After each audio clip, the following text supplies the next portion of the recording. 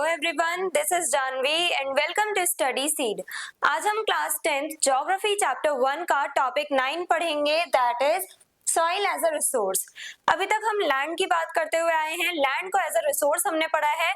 अब हम सॉइल की बात करेंगे। सॉइल लैंड की ही सबसे ज्यादा टॉप मोस्ट लेयर को कहा जाता है। उसके बारे में हम आज की वीडियो में इन शॉर्ट कुछ डिटेल्स जानेंगे, समझेंगे। Soil is the topmost layer of the earth surface which supports plant growth। अब लैंड जो है, जो अर्थ क्रस्ट है, उसी को लैंड कहा जाता है। ये पूरी अर्थ क्रस्ट है, इसे लैंड कहा जाएगा। अब लैंड की भी जो टॉप मोस्ट लेयर है, ये जो एरिया है पूरा, इसको कहा जाएगा सॉइल। सॉइल जिसे हम मिट्टी कहते हैं, वो हमें सबसे ऊपर ही देखने को मिलती है। लैंड पे सबसे टॉप मोस्ट लेयर होती है सॉइल की। तो सॉइल जो है वो सबसे ज्यादा टॉप मोस्ट लेयर है अर्थ सरफेस की। अर्थ सरफेस पे यानी अर्थ का जो पूरा सरफेस है, उस पे सबसे टॉप पे हमें ये सॉइल देखने को मिलती है। और ये सॉइल ही बहुत ज्यादा इंपॉर्टेंट है प्लांट्स की ग्रोथ के लिए। प्लांट्स क्यों ग्रो कर पाते हैं? क्योंकि उन्हें इस सॉइल से न्यूट्रिएंट्स मिलते हैं। मिट्टी से पेड़ पौधों को न्यूट्रिएंट्स मिलते हैं और तभी ये प्लांट्स ग्रो कर पाते हैं। It is a mixture of minerals, organic matter, air, water and living organisms।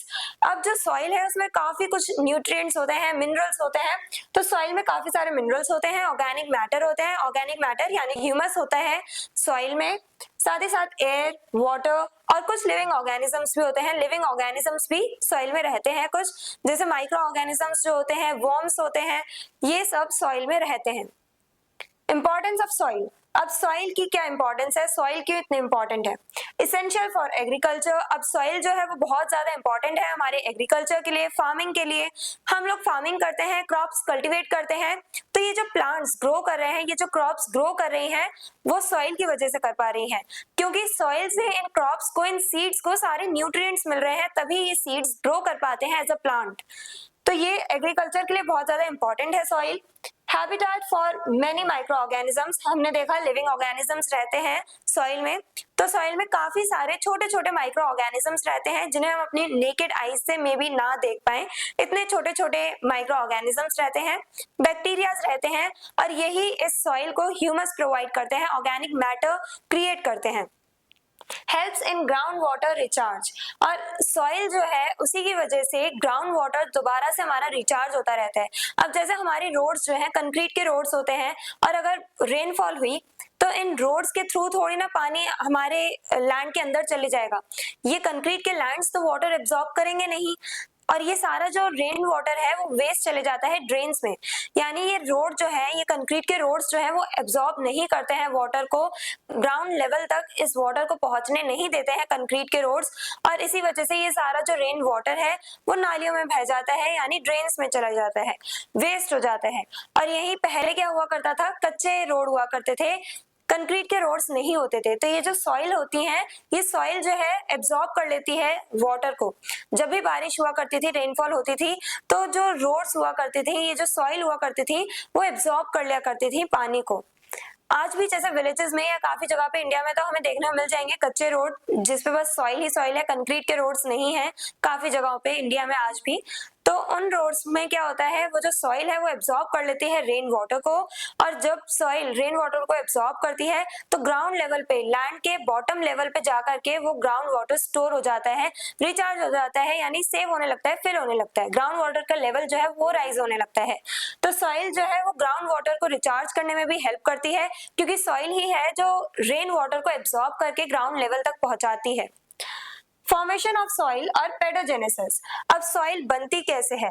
Soil के बनने का ये जो पूरा प्रोसेस है, सॉइल के फॉर्मेशन जो है, इसी प्रोसेस को कहा जाता है paedogenesis. Soil is formed by the weathering of rocks and mixing of the organic matter over thousands of years। अब सॉइल कैसे बनती है? बड़े बड़े जो रॉक्स होते हैं उनके टूटने से सॉइल्स बनती हैं। जैसे जो बड़े बड़े माउंटेन्स पे जो बड़े बड़े चट्टाने होती हैं, रॉक्स होती हैं, फॉर एग्जांपल किसी भी रीजन की वजह से अगर वो चट्टाने माउंटेन से गिर जाती हैं, स्लोप से वो गिर रही होती हैं, तो काफी बार होता है कि वो जो पत्थर हैं वो टकराते हुए नीचे आते हैं। तो जब भी स्लोप्स पे इस टाइप से, जब स्लोप से यहाँ से फॉर एग्जांपल वो जो चट्टान है वो रोल करती हुई आ रही है, यहाँ पे नीचे आते आते वो काफी टुकड़ों में बट जाएगी, छोटे छोटे पीसेस हो जाएंगे, इस रॉक के, बड़ी सी रॉक के, ये जो चट्टान है उसके छोटे छोटे पीसेस हो जाएंगे यहाँ तक पहुंचने पे। और उसके बाद काफी बार होता है विंड की वजह से, वाटर की वजह से ये जो छोटे छोटे पीसेस में कन्वर्ट हो गई है ये रॉक, इसको और ज्यादा चोटें पड़ती रहती हैं और धीरे धीरे टूटते टूटते ही ये जो फाइनली जो रॉक है वो थाउजेंड्स ऑफ ईयर्स के बाद इतनी ज्यादा प्रेशर की वजह से टूटते टूटते ये रॉक्स सॉइल में कन्वर्ट हो जाती हैं। तो सॉइल कैसे बनती है? वेदरिंग ऑफ रॉक्स, यानी कि रॉक्स के टूटने से, और ऑर्गेनिक मैटर भी इन पार्टिकल्स में मिलता चले जाता है। ये जो रॉक्स हैं जब वो टूटती रहती हैं और भी माइक्रो ऑर्गेनिजम्स जो है वो ह्यूमस प्रोवाइड करते हैं, माइक्रो ऑर्गेनिजम्स जो हैं वही ऑर्गेनिक मैटर प्रोड्यूस करते हैं और तभी जाकर के थाउजेंड्स ऑफ ईयर्स के बाद हमारे पास सॉइल बन के आती है। तो मेनली सॉइल किससे बन रही है? बड़े बड़े रॉक्स से, जिनके टूटने से, ये जो बड़ी बड़ी जो रॉक्स हैं उनके टूटने से ही ये सॉइल बनती है और काफी हजारों साल ले लेती है सॉइल बनने में। तो ये बहुत लंबा प्रोसेस है। Major types of soil in India. अब इंडिया में हमें किस टाइप की सॉइल्स देखने को मिलती हैं?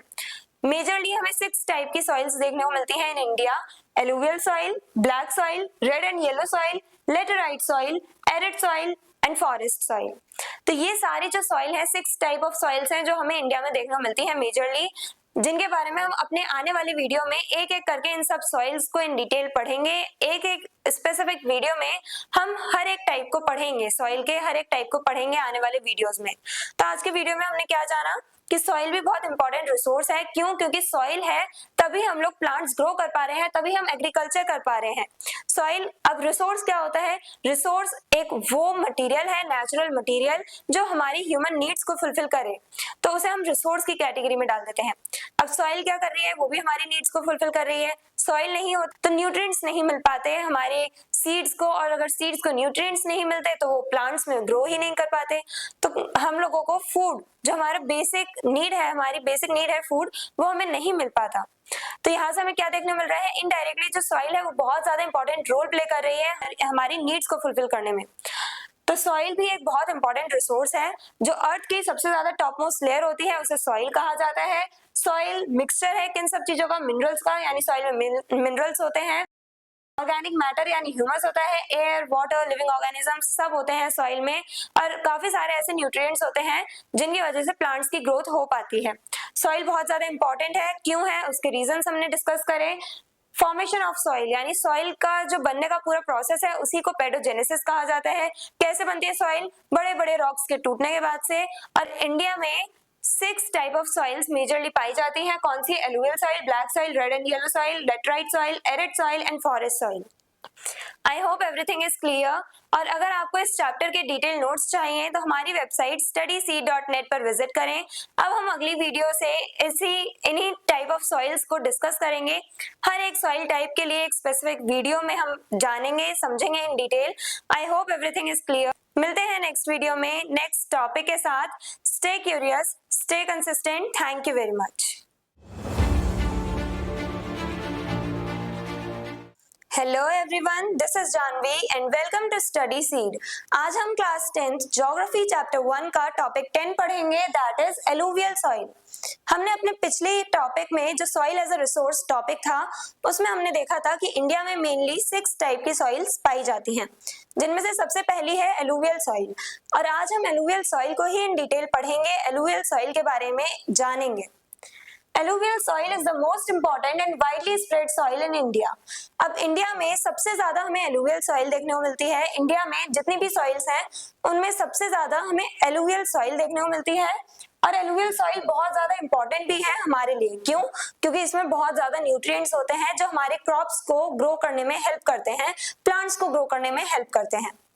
It is formed by the deposition of silt, sand and clay brought down by rivers from the mountains to the plains. अब ये रिवर्स कहाँ से आती हैं? माउंटेन से निकल के आती हैं, पहाड़ों से ही उतर के आती हैं ये रिवर्स। अब ये जो नदियां होती हैं वो अपने साथ बड़े बड़े रॉक्स यानी चट्टानें लेकर के आती हैं। जब ये रिवर्स माउंटेन से बह रही होती हैं, नीचे आ रही होती हैं, तो अपने साथ साथ बड़े बड़े जो रॉक्स हैं, चट्टाने हैं, उन्हें लेकर के आती हैं। अब वाटर के इतने ज्यादा प्रेशर की वजह से ये जो रॉक्स हैं वो इधर उधर टकरा करके टूट जाते हैं छोटे छोटे पीसेस में। और नीचे आते आते, माउंटेन से बिल्कुल नीचे आते आते, जो फुट हिल्स हैं वहां पे आते आते ये जो रिवर्स हैं उनकी वजह से ये उनके प्रेशर की वजह से ये जो रॉक्स होती हैं वो बहुत ज्यादा छोटे छोटे पीसेस में बढ़ जाती हैं, एकदम फाइन पार्टिकल्स में बढ़ जाती हैं, सैंड सिल्ट इस फॉर्म में कन्वर्ट हो जाती हैं, एकदम हम कह सकते हैं जो बहुत छोटे छोटे पीसेस होते हैं, कंकड़ जो होते हैं उतने पीसेस में बढ़ जाते हैं ये बड़ी बड़ी रॉक्स। और बाद में यही सैंड सिल्ट ये सब जो है वो रिवर्स के एकदम बॉर्डरिंग एरियाज पे आकर के जमा हो जाते हैं, कलेक्ट हो जाते हैं, और ये ही एलुवियल सॉइल होती है। एलुवियल सॉइल इन्हीं रॉक्स से बनती है जो रिवर्स अपने साथ कैरी करके लाती हैं माउंटेन से। और ये रॉक्स बड़े बड़े जो रॉक्स होते हैं वो बहुत छोटे छोटे एकदम फाइन बारीक पार्टिकल्स में टूट जाते हैं और सॉइल बन जाते हैं। तो रॉक से ही सॉइल बनती है। कौन कैरी करता है इन रॉक्स को? रिवर। रिवर के प्रेशर की वजह से ही, वाटर के प्रेशर की वजह से ही ये रॉक्स टूट जाती हैं और सॉइल में कन्वर्ट हो जाती हैं। तो इस टाइप से एलुवियल सॉइल बनती है जो हमें मेनली रिवर एरियाज में देखने को मिलती है ज्यादातर। और रिवर्स जो है वो माउंटेन से इन सॉइल को कहाँ पे लेकर के आती हैं? प्लेन एरियाज में। तो प्लेन एरियाज में लाकर के जो रिवर्स हैं वो ये सारी सैंड सिल्ट, ये जो पूरा क्लेई मटेरियल है, जो सॉइल है, वो लैंड पे लाकर के इकट्ठी कर देती है रिवर। प्लेन एरियाज में लाकर के छोड़ देती है, डिपॉजिट कर देती है ये रिवर प्लेन एरियाज में। Areas where it is found. अब एलुवियल सॉइल कहाँ पे पाई जाती है इंडिया में भी? किस जगह पे? Extensive in the northern plains, Punjab, Haryana, UP, Bihar, West Bengal and Assam. अब नॉर्दर्न प्लेन्स जो है हमारी कंट्री में, वहां पे हमें सबसे ज्यादा एलुवियल सॉइल देखने को मिलती है, जैसे पंजाब, हरियाणा, यूपी, स्पेशली जो वेस्टर्न यूपी वाला एरिया है, फिर बिहार, वेस्ट बंगाल एंड असम। अगर हम देखेंगे तो पंजाब, हरियाणा और यूपी, यहाँ पे ही सबसे ज्यादा फार्मिंग की जाती है, सबसे ज्यादा जो कल्टीवेशन है वो यहीं से होता है, प्रोडक्शन हमें यहीं से देखने को मिलता है, एग्रीकल्चरल गुड्स यहीं से हम लोगों को ज्यादा से ज्यादा मिलते हैं। क्यों? क्योंकि यहाँ पे एलुवियल सॉइल है और एलुवियल सॉइल में हम क्रॉप्स अच्छे से ग्रो कर सकते हैं, फार्मिंग हम अच्छे से कर सकते हैं। तो इसी वजह से इस एरिया में ज्यादा से ज्यादा एग्रीकल्चर किया जाता है। तो एलुवियल सॉइल यहाँ पे अवेलेबल है इन एरियाज में, और यहीं से ज्यादा एग्रीकल्चरल प्रोडक्शन हमें देखने को मिलता है नॉर्दर्न प्लेन्स में। प्लेन एरियाज में ही एलुवियल सॉइल देखने को मिलती है। तो प्लेन एरियाज हमारे ये सब हैं, ये जितने भी स्टेट हैं वहां पे हमें प्लेन एरियाज देखने को मिलते हैं, वहीं पे ये एलुवियल सॉइल होती है। और एलुवियल सॉइल के प्रेजेंट होने की वजह से वहां पे फार्मिंग होती है, एग्रीकल्चर हम कर पाते हैं। Also found in delta regions of Mahanadi, Godavari, Krishna and Kaveri. अब जो महानदी, गोदावरी, कृष्णा, कावेरी, ये जो रिवर्स है इनके डेल्टा पे भी, डेल्टा का जो एरिया है जहां से ये नदी समुद्र में मिल रही होती है, ये जो नदी है जब वो ओशंस में एकदम अपना वाटर ड्रेन कर रही होती हैं, तो उन एरियाज में भी हमें एलुवियल सॉइल देखने को मिलती है। वो डेल्टा वाला एरिया जो होता है वहां पे भी हमें एलुवियल सॉइल देखने को मिलती है। Covers about 43% of India's total land area. India का टोटल लैंड एरिया कितना है? 3.28 मिलियन स्क्वायर किलोमीटर, और उसका 43% एरिया जो है वो प्लेन एरियाज हैं, और वही 43% जो एरिया है वहां पे हमें एलुवियल सॉइल देखने को मिलती है। तो इंडिया के 43% में हमें एलुवियल सॉइल देखने को मिलती है। 43% जो टोटल लैंड एरिया है इंडिया का, वहां पे हमें एलुवियल सॉइल देखने को मिलती है। इन शॉर्ट, जो हमारे प्लेन एरियाज हैं वहां पे हमें प्रॉपर्ली एलुवियल सॉइल देखने को मिल रही है, तभी हम प्लेन एरियाज में एग्रीकल्चर कर पा रहे हैं। Composition and characteristics. अब एलुवियल सॉइल में किस टाइप के न्यूट्रिएंट्स होते हैं? इस सॉइल में ऐसा है क्या जो हमारे लिए ये सॉइल बहुत ज्यादा हेल्पफुल है? Texture generally loamy, good for crops. अब इस सॉइल का टेक्सचर कैसा है? लोमी होती है, यानी क्ले टाइप की होती है, यानी थोड़ी सी वेट होती है, जैसे क्ले हम फील कर पाते हैं अपने हैंड पे, उसी टाइप का टेक्सचर होता है किसका? एलुवियल सॉइल का। और ये जो लोमी सॉइल होती है ये बहुत ज्यादा अच्छी है हमारे क्रॉप्स के लिए। Colour light grey to ash grey, ash यानी राख, तो लाइट ग्रे से एश ग्रे कलर की होती है ये alluvial soil. Then nature fertile and rich in nutrients. अब ये जो एलुवियल सॉइल है ये बहुत ज्यादा फर्टाइल होती है, इसमें काफी सारे न्यूट्रिएंट्स होते हैं जैसे फास्फोरस, लाइम, ये इस टाइप के न्यूट्रिएंट्स होते हैं इस सॉइल में जो हमारे प्लांट्स को चाहिए होते हैं फॉर देयर ग्रोथ। तो इसी वजह से एलुवियल सॉइल जो है वो इन प्लांट्स को या सीड्स को न्यूट्रिएंट्स प्रोवाइड करते हैं, तभी ये प्लांट्स ग्रो कर पाते हैं। तो एलुवियल सॉइल बहुत ज्यादा इंपॉर्टेंट है हमारे ट्रीज के लिए, प्लांट्स के लिए, क्रॉप्स के लिए। मॉइस्चर रिटेंशन, यानी कितना ज्यादा मॉइस्चर होल्ड कर सकती है। गुड वाटर होल्डिंग कैपेसिटी, ये जो सॉइल है एलुवियल सॉइल, ये काफी ज्यादा जो वाटर है वो एब्जॉर्ब करके रख सकती है, काफी ज्यादा वाटर जो है उसे एब्जॉर्ब करने की क्षमता यानी कैपेसिटी है इस सॉइल में, एलुवियल सॉइल में। ऑर्गेनिक मैटर यानी ह्यूमस कितना है, मॉडरेट अमाउंट ऑफ ह्यूमस है, यानी कि ना ज्यादा है ना कम है, मॉडरेट अमाउंट ऑफ ह्यूमस है। जो कौन प्रोवाइड करता है, कौन देता है सॉइल को ऑर्गेनिक मैटर, जो बैक्टीरियाज होते हैं, जो छोटे छोटे माइक्रो ऑर्गेनिजम्स अवेलेबल है सॉइल में, वही ह्यूमस प्रोवाइड करते हैं एलुवियल सॉइल को भी। तो हमें ये सब कंपोजिशन देखने मिलता है। टेक्सचर कैसा है, लोमी टेक्सचर है। लोमी टेक्सचर यानी क्लेई टाइप का थोड़ा टेक्सचर है। इसका मतलब क्या है, इसकी मॉइस्चर रिटेंशन भी अच्छी है, ये मॉइस्चर होल्ड कर पा रही है, तभी क्लेई टेक्सचर है इसका। फिर कलर लाइट ग्रे से एश ग्रे। देन नेचर फर्टाइल है, न्यूट्रिएंट्स बहुत सारे हैं, जैसे अभी बताया फास्फोरस और लाइम, पोटैश भी होता है। देन ऑर्गेनिक मैटर भी मॉडरेट अमाउंट में अवेलेबल है एलुवियल सॉइल में। टाइप्स ऑफ एलुवियल सॉइल, अब एलुवियल सॉइल के भी फर्दर हमें टाइप्स देखने को मिलते हैं। Can be divided into two main types, दो टाइप में हम डिवाइड कर सकते हैं एलुवियल सॉइल को। First one is khadar and second one is bhangar. तो खादर न्यू एलुवियल सॉइल को कहा जाता है, यानी कि खादर नई नई जो एलुवियल सॉइल बन के आ रही है, जो एकदम तुरंत ला करके जिसे डिपॉजिट किया है रिवर ने, तो वो जो नई एलुवियल सॉइल है उसे कहा जाता है खादर।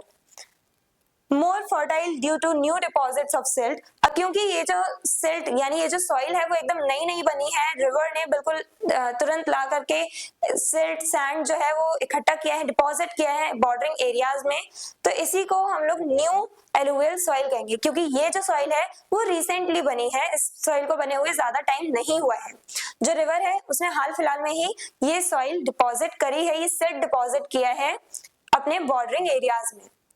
तो जो बहुत रिसेंटली जो सॉइल बनी हुई होती है उसे हम कहेंगे खादर, और ये जो रिसेंटली बिल्कुल न्यू न्यू एलुवियल सॉइल बनी होती है वो और ज्यादा फर्टाइल होती है, उसमें प्रोडक्शन और ज्यादा अच्छा हो पाता है क्रॉप्स का। Light in colour and fine texture, light colour की होती है, उतनी डार्क कलर नहीं होता है इस न्यू एलुवियल सॉइल का, और साथ ही साथ इसका टेक्सचर भी बहुत ज्यादा फाइन होता है, यानी बहुत बारीक से इसके पार्टिकल्स होते हैं, ज्यादा हमें कंकर टाइप के पीसेस देखने को मिलते नहीं है, बड़े बड़े पार्टिकल्स हमें देखने को नहीं मिल रहे हैं, बिल्कुल फाइन टेक्सचर है, यानी एकदम हम लोगों को बहुत स्मॉल पार्टिकल्स देखने को मिल रहे हैं, बहुत फाइन पार्टिकल्स में टूट जाते हैं ये रॉक्स, और उसके बाद जब नए नए जो सिल्ट है, नई नई जो सॉइल बन के इकट्ठी हो रही है रिवर्स के बॉर्डरिंग एरियाज पे, उसे हम कहेंगे खादर यानी न्यू एलुवियल सॉइल।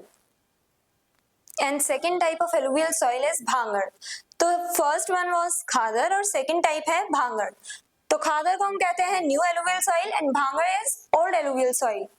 कंटेन्स कंकर ड्यू टू कैल्शियम डिपॉजिट्स। अब ये जो भांगर होती है इसमें क्या होता है, इस सॉइल में, इस एलुवियल सॉइल में कैल्शियम के डिपॉजिट्स होते हैं, यानी कैल्शियम पाया जाता है, जिसकी वजह से हमें इसमें कंकर का जो टेक्सचर है वो देखने को मिलता है, कंकर टाइप देखने को मिलती है ये सॉइल, यानी इसका इतना ज्यादा फाइन पार्टिकल नहीं होता है, फाइन पार्टिकल्स वाली ये सॉइल नहीं होती है भांगर सॉइल। इसमें हमें कंकर यानी नोड्यूल्स देखने को मिलते हैं, लाइम नोड्यूल्स देखने को मिलते हैं, क्योंकि इस एलुवियल सॉइल में कैल्शियम प्रेजेंट होता है। तो भांगर ओल्ड एलुवियल सॉइल है, यानी ये जो पुरानी हो गई है, जो रिसेंटली नहीं बनी है, पहले बनी थी बहुत पहले, अब वो सॉइल में कैल्शियम के डिपॉजिट्स पाए जा रहे हैं, कैल्शियम प्रेजेंट है, जिसकी वजह से नोड्यूल्स यानी कि कंकड़ हमें देखने को मिल रहे हैं इस सॉइल में, तो वो कहलाई जाएगी भांगर। तो भांगर ओल्ड एलुवियल सॉइल को कहा जाता है। लेस फर्टाइल देन खादर। अब ये जो भांगर है, ये जो ओल्ड एलुवियल सॉइल है, वो न्यू एलुवियल सॉइल के कंपैरिजन में कम फर्टाइल होती है। अब जैसे रिवर्स आ रही हैं, तो रिवर्स का मेनली ये कोर्स है, तो रिवर क्या करती है, जो न्यू एलुवियल सॉइल बनाती है अपने साथ, जो सिल्ट लेकर के आती है, वो अपने यहाँ नेबरिंग एरियाज में, बॉर्डरिंग एरियाज में डिपॉजिट कर देती है, तो यहाँ पे हमें देखना मिलती है न्यू एलुवियल सॉइल। अब जब रिवर अपने साथ और ज्यादा लेके आएगी सिल्ट, दोबारा जो न्यू एलुवियल सॉइल लेके आएगी रिवर अपने साथ, तो ये जो यहाँ पे न्यू एलुवियल सॉइल अभी तक प्रेजेंट थी, अभी ओल्ड हो चुकी है, रिवर अपने साथ और ज्यादा सिल्ट लेके आ रही है, तो यहाँ पे न्यू देखने को मिलेगी हमें, यानी रिवर जो रिसेंटली डिपॉजिट कर रही है एलुवियल सॉइल, रिसेंटली जो सिल्ट डिपॉजिट कर रही है रिवर, वो अपने आसपास के एरियाज में करती है, तो आसपास के एरियाज में हमें न्यू एलुवियल सॉइल देखने को मिलती है। और यहाँ दूर का जो एरिया है, ये जो पूरा एरिया है, यहाँ पे हमें देखने को मिलती है ओल्ड एलुवियल सॉइल यानी भांगर। तो यहाँ नदी के बिल्कुल पास वाले एरिया में हमें खादर देखने को मिलती है, और दूर वाले एरियाज में हमें देखने को मिलती है भांगर सॉइल। भांगर यानी ओल्ड एलुवियल सॉइल, और नदी के पास वाले एरिया में खादर यानी न्यू एलुवियल सॉइल हमें देखने को मिलती है। अब खादर जो है, क्योंकि वो रिसेंटली बनी है, इसमें काफी ज्यादा अमाउंट में न्यूट्रिएंट्स अवेलेबल होते हैं और इसी की वजह से ये जो सॉइल है, alluvial soil, new alluvial soil, ये बहुत ज्यादा फर्टाइल होती है। अब जो भांगड़ है इसे बने हुए काफी टाइम हो गया, काफी ज्यादा ये जो सॉइल है, हो सकता है विंड इरोजन का सामना करना पड़ा हो, वाटर इरोजन हुआ हो, जिसकी वजह से जो भांगड़ है वो अपनी फर्टिलिटी थोड़ी थोड़ी खो देती है। एज कम्पेयर टू खादर, जो भांगड़ एलुवियल सॉइल है यानी ओल्ड एलुवियल सॉइल है, वो अपनी फर्टिलिटी खो देती है यानी कम फर्टाइल होती है as compare to khadar. Crops grown in alluvial soil. अब एलुवियल सॉइल में किस टाइप की क्रॉप्स ग्रो करती हैं? Because of its fertility it supports a wide variety of crops such as. अब क्योंकि ये जो एलुवियल सॉइल है ये बहुत ज्यादा फर्टाइल होती है, हमारे क्रॉप्स के लिए बहुत ज्यादा इंपॉर्टेंट होती है। क्रॉप्स अच्छे से तभी ग्रो कर पाएंगे जब उन्हें न्यूट्रिएंट्स मिलेंगे, और न्यूट्रिएंट्स उन्हें सबसे ज्यादा कहाँ से मिल रहे हैं? एलुवियल सॉइल से। एलुवियल सॉइल फर्टाइल भी है, वाटर कैपेसिटी भी अच्छी है, वाटर होल्डिंग कैपेसिटी भी अच्छी है, तो इसकी वजह से जो एलुवियल सॉइल है उसमें डिफरेंट टाइप ऑफ क्रॉप्स हम ग्रो कर सकते हैं, जैसे राइस, व्हीट, शुगरकेन, पल्सेस, और जैसे मेज, ऑयल सीड्स, ये सब भी आ जाते हैं, हम ग्रो कर सकते हैं एलुवियल सॉइल में। अब हमें एक चीज क्या कॉमन देखने को मिल रही है इन सब क्रॉप्स में, कि ये वो क्रॉप्स हैं जिन्हें ज्यादा अमाउंट में वाटर चाहिए होता है। राइस, शुगरकेन, इन्हें तो बहुत ज्यादा वाटर चाहिए होता है ग्रो करने के लिए। तो अब वाटर होल्डिंग कैपेसिटी किसकी अच्छी है? एलुवियल सॉइल की। ये फर्टाइल भी है, इसमें काफी सारे न्यूट्रिएंट्स भी अवेलेबल हैं, तो ये जो एलुवियल सॉइल है वो फेवरेबल कंडीशंस प्रोवाइड करती हैं इन क्रॉप्स के कल्टीवेशन के लिए, और तब जाकर के हम ये सारी क्रॉप्स ग्रो कर पाते हैं एलुवियल सॉइल की वजह से। दैट्स व्हाई एलुवियल सॉइल बहुत ज्यादा इंपॉर्टेंट है हमारे लिए। तो नेक्स्ट पॉइंट आता है importance of alluvial soil. Alluvial soil important है, पर क्यों? ऐसा क्या रीजन है जिसकी वजह से हम एलुवियल सॉइल को बहुत ज्यादा इंपॉर्टेंट कंसीडर करते हैं? हाईली फर्टाइल, सबसे पहली बात बहुत ज्यादा फर्टाइल है ये सॉइल, तभी जाकर के हम क्रॉप्स कल्टीवेट कर पा रहे हैं। Supports dense population due to agricultural prosperity. हम लोग देखते हैं सबसे ज्यादा पॉपुलेशन तो इंडिया में ही है। अब इतनी ज्यादा जो पॉपुलेशन है, इतनी ज्यादा डेंस पॉपुलेशन जो है, इतने सारे लोगों को ये एलुवियल सॉइल काफी ज्यादा हेल्प कर रही है सर्व करने में। ये एलुवियल सॉइल जो है, अब क्योंकि इस एलुवियल सॉइल की वजह से हम लोग क्रॉप्स कल्टीवेट कर पाते हैं, एग्रीकल्चरल प्रोडक्शन कर पा रहे हैं, तभी तो हमारे इंडिया में सारे लोग बैठ के खा पा रहे हैं, हमें फूड मिल पा रहा है, क्योंकि एलुवियल सॉइल की वजह से हमारा प्रोडक्शन अच्छा हो रहा है, इसलिए हम इतनी डेंस पॉपुलेशन के लिए भी फूड अरेंज कर पाते हैं। तो इस वजह से एलुवियल सॉइल बहुत ज्यादा इंपॉर्टेंट है। साथ ही साथ एलुवियल सॉइल रिन्यूएबल है, रिन्यूएबल नेचर है इसका, यानी कि एलुवियल सॉइल रिन्यू होती रहती है, बनती रहती है। रिवर जो है वो बार बार अपने साथ सिल्ट लेकर के आती रहती है, माउंटेन से रॉक्स को कैरी करेगी, रॉक्स टूटेंगे और फुट हिल्स तक आते आते फाइन पार्टिकल्स में बढ़ जाते हैं रॉक्स, और उसके बाद यही जो फाइन पार्टिकल है यानी सिल्ट जो है वो रिवर ला करके अपने बॉर्डरिंग एरियाज में डिपॉजिट कर देती है, जिसे हम एलुवियल सॉइल कहते हैं, जो बहुत ज्यादा फर्टाइल इन नेचर होती है एंड इसमें बहुत सारे न्यूट्रिएंट्स भी अवेलेबल होते हैं। तो ये रिन्यू होती रहती है, यानी कि बार बार ये सॉइल बनती ही रहती है, न्यू न्यू सॉइल बनती रहती है। तो रिन्यूएबल नेचर है इस सॉइल का, एलुवियल सॉइल का, रिन्यू होती रहती है। लेकिन इसकी कुछ लिमिटेशंस भी हैं। अब क्या प्रॉब्लम्स आती हैं एलुवियल सॉइल की वजह से? In some areas it may lack humus, so it needs fertilizers। अब कुछ एरियाज में हो सकता है कि एलुवियल सॉइल में उतना ह्यूमस ना बचा हो, ऑर्गेनिक मैटर ना हो, या फिर हम कह सकते हैं नाइट्रोजन ना हो। कभी कभार नाइट्रोजन की भी कमी देखने को मिलती है, एयर भी ट्रैप्ड होती है इन सॉइल पार्टिकल्स के बीच में, तो हो सकता है नाइट्रोजन की कमी हमें देखने को मिल रही हो, या फिर ह्यूमस यानी ऑर्गेनिक मैटर की हमें कमी देखने को मिल रही हो कुछ एरियाज में। तो इसकी वजह से हमें फर्टिलाइजर्स का यूज करना पड़ता है, जिससे कि हम क्रॉप्स को जल्द से जल्द और सही से ग्रो कर पाए। फ्लडिंग में sometimes cause water logging and soil erosion. Water logging यानी जब सॉइल में बहुत ज्यादा वाटर लेवल बढ़ जाता है, सॉइल में बहुत ज्यादा वाटर प्रेजेंट होता है, तो उसे कहा जाएगा वाटर लॉगिंग। और सॉइल इरोजन भी होता है वाटर की वजह से, यानी फ्लड आ रहा है, अगर बाय चांस बाढ़ आ गई है तो अब वाटर जो है जब वो इतने तेज प्रेशर के साथ आएगा तो सॉइल की जो टॉपमोस्ट लेयर है, जो सबसे ज्यादा फर्टाइल लेयर होती है, उसे इरोड कर देता है, अपने साथ ले जाता है। फॉर एग्जाम्पल अब यहाँ पे ये पूरा लैंड एरिया है, इसकी जो टॉप लेयर है जो सबसे ज्यादा फर्टाइल है, उसे क्या करेगी, वाटर अगर यहाँ से आ रहा है, यहाँ से अगर बाय चांस फ्लड आ रही है, तो अपने साथ ये जो पूरी लेयर है, टॉपमोस्ट लेयर जो है, उसे अपने साथ लेकर के चली जाएगी रिवर। अपने साथ ही सारा पानी जो है इस टॉपमोस्ट लेयर को कैरी करता हुआ चले जाएगा, यानी कि फर्टाइल लेयर जो है उसे वाटर अपने साथ ले जाएगा। तो इसकी वजह से जो सॉइल है उसकी फर्टिलिटी में हमें थोड़ी कमी देखने को मिलती है, वो लेस फर्टाइल हो जाती है सॉइल इरोजन के बाद। तो जब सॉइल इरोजन होता है तो उसके वजह से सॉइल जो है वो अपनी फर्टिलिटी थोड़ी बहुत लूज कर देती है, तो फ्लड्स की वजह से क्या होता है, कभी कभार होता है कि सॉइल में बहुत ज्यादा पानी भर गया, वाटर लॉगिंग हो गई है, या फिर सॉइल इरोड हो गई है, टॉप मोस्ट जो फर्टाइल लेयर है वो रिवर जो है, जो वाटर है वो अपने साथ ले गई है बहा करके। Over use of chemical fertilisers reduces soil fertility. अब जब हम केमिकल फर्टिलाइजर्स का यानी केमिकल्स का, पेस्टिसाइड्स, फर्टिलाइजर्स, इनका जब हम बहुत ज्यादा ही ओवर यूज करते हैं तो उसकी वजह से हमारी सॉइल की जो फर्टिलिटी है वो कम होने लगती है। तभी तो कहा जाता है कि फर्टिलाइजर्स, पेस्टिसाइड्स जो है यानी ये जो केमिकल्स हैं उनका हम कम यूज करें, क्योंकि हमारी जो सॉइल है उसकी फर्टिलिटी खत्म होने लगती है इन सब केमिकल्स की वजह से। तो सॉइल अपनी फर्टिलिटी लूज करती है केमिकल्स की वजह से, फ्लड की वजह से सॉइल इरोड हो जाती है, और हो सकता है वाटर लॉगिंग भी देखने को मिले हमें, पानी भर जाएगा सॉइल में बहुत ज्यादा। और कुछ एरियाज में हो सकता है ह्यूमस ना हो यानी ऑर्गेनिक मैटर ना हो सॉइल में, तो इसकी वजह से हमें थोड़े अमाउंट में फर्टिलाइजर्स ऐड करने पड़ते हैं क्रॉप प्रोडक्शन के लिए।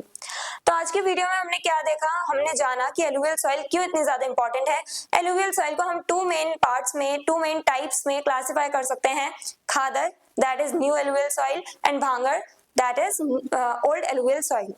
तो खादर के कंपैरिजन में भांगर जो है ये थोड़ी कम फर्टाइल होती है, साथ ही साथ खादर जो है उसमें हमें बहुत ज्यादा फाइन पार्टिकल्स देखने को मिलते हैं, और यही भांगर जो है ओल्ड एलुवियल सॉइल है उसमें हम लोगों को नोड्यूल्स देखने को मिलते हैं, कैल्शियम प्रेजेंट होता है ओल्ड एलुवियल सॉइल में, जिसकी वजह से कंकड़ लाइक हमें पार्टिकल्स देखने को मिलते हैं, नोड्यूल्स देखने को मिलते हैं भांगर सॉइल में, that is old alluvial soil में।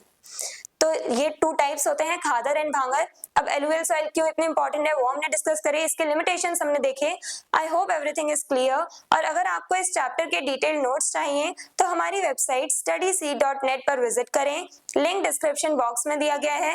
मिलते हैं नेक्स्ट वीडियो में नेक्स्ट टॉपिक के साथ। Stay curious, stay consistent. Thank you very much. Hello everyone, this is Janvi and welcome to study seed. आज हम क्लास 10th ज्योग्राफी चैप्टर 1 का टॉपिक 11 पढ़ेंगे, दैट इज ब्लैक सॉइल। हमने पिछले वीडियो में first type of soil discuss करी थी, that is alluvial soil, और आज के वीडियो में हम second type of soil discuss करेंगे जो कि है ब्लैक सॉइल। अब ब्लैक सॉइल के बारे में इन डिटेल हम आज के वीडियो में पढ़ने वाले हैं। आज के वीडियो में हम देखेंगे ब्लैक सॉइल की क्या क्या कैरेक्टरिस्टिक्स हैं और ये कैसे बनती है, कैसे फॉर्म होती है, उसके बारे में हम आज के वीडियो में इन डिटेल डिस्कस करेंगे। Black soil is one of the most fertile soils in India. India में पाई जाने वाली जितनी भी फर्टाइल सॉइल्स हैं उनमें से एक सॉइल है ब्लैक सॉइल। एलुवियल सॉइल भी बहुत ज्यादा फर्टाइल होती है, और फिर ब्लैक सॉइल की भी बात करें तो ये भी फर्टिलिटी के मामले में कम नहीं है। ब्लैक सॉइल भी बहुत ज्यादा फर्टाइल होती है, इसमें भी हम various types of crops cultivate कर सकते हैं, और सबसे ज्यादा इसे बेटर माना जाता है, बेस्ट माना जाता है कॉटन प्रोडक्शन के लिए, कॉटन कल्टीवेशन के लिए। It is also known as regur soil और लावा सॉइल। अब ब्लैक सॉइल को रेगुर सॉइल भी कहा जाता है, लावा सॉइल भी कहा जाता है। लावा सॉइल इसे क्यों कहा जाता है वो हम अभी आगे डिस्कस करेंगे।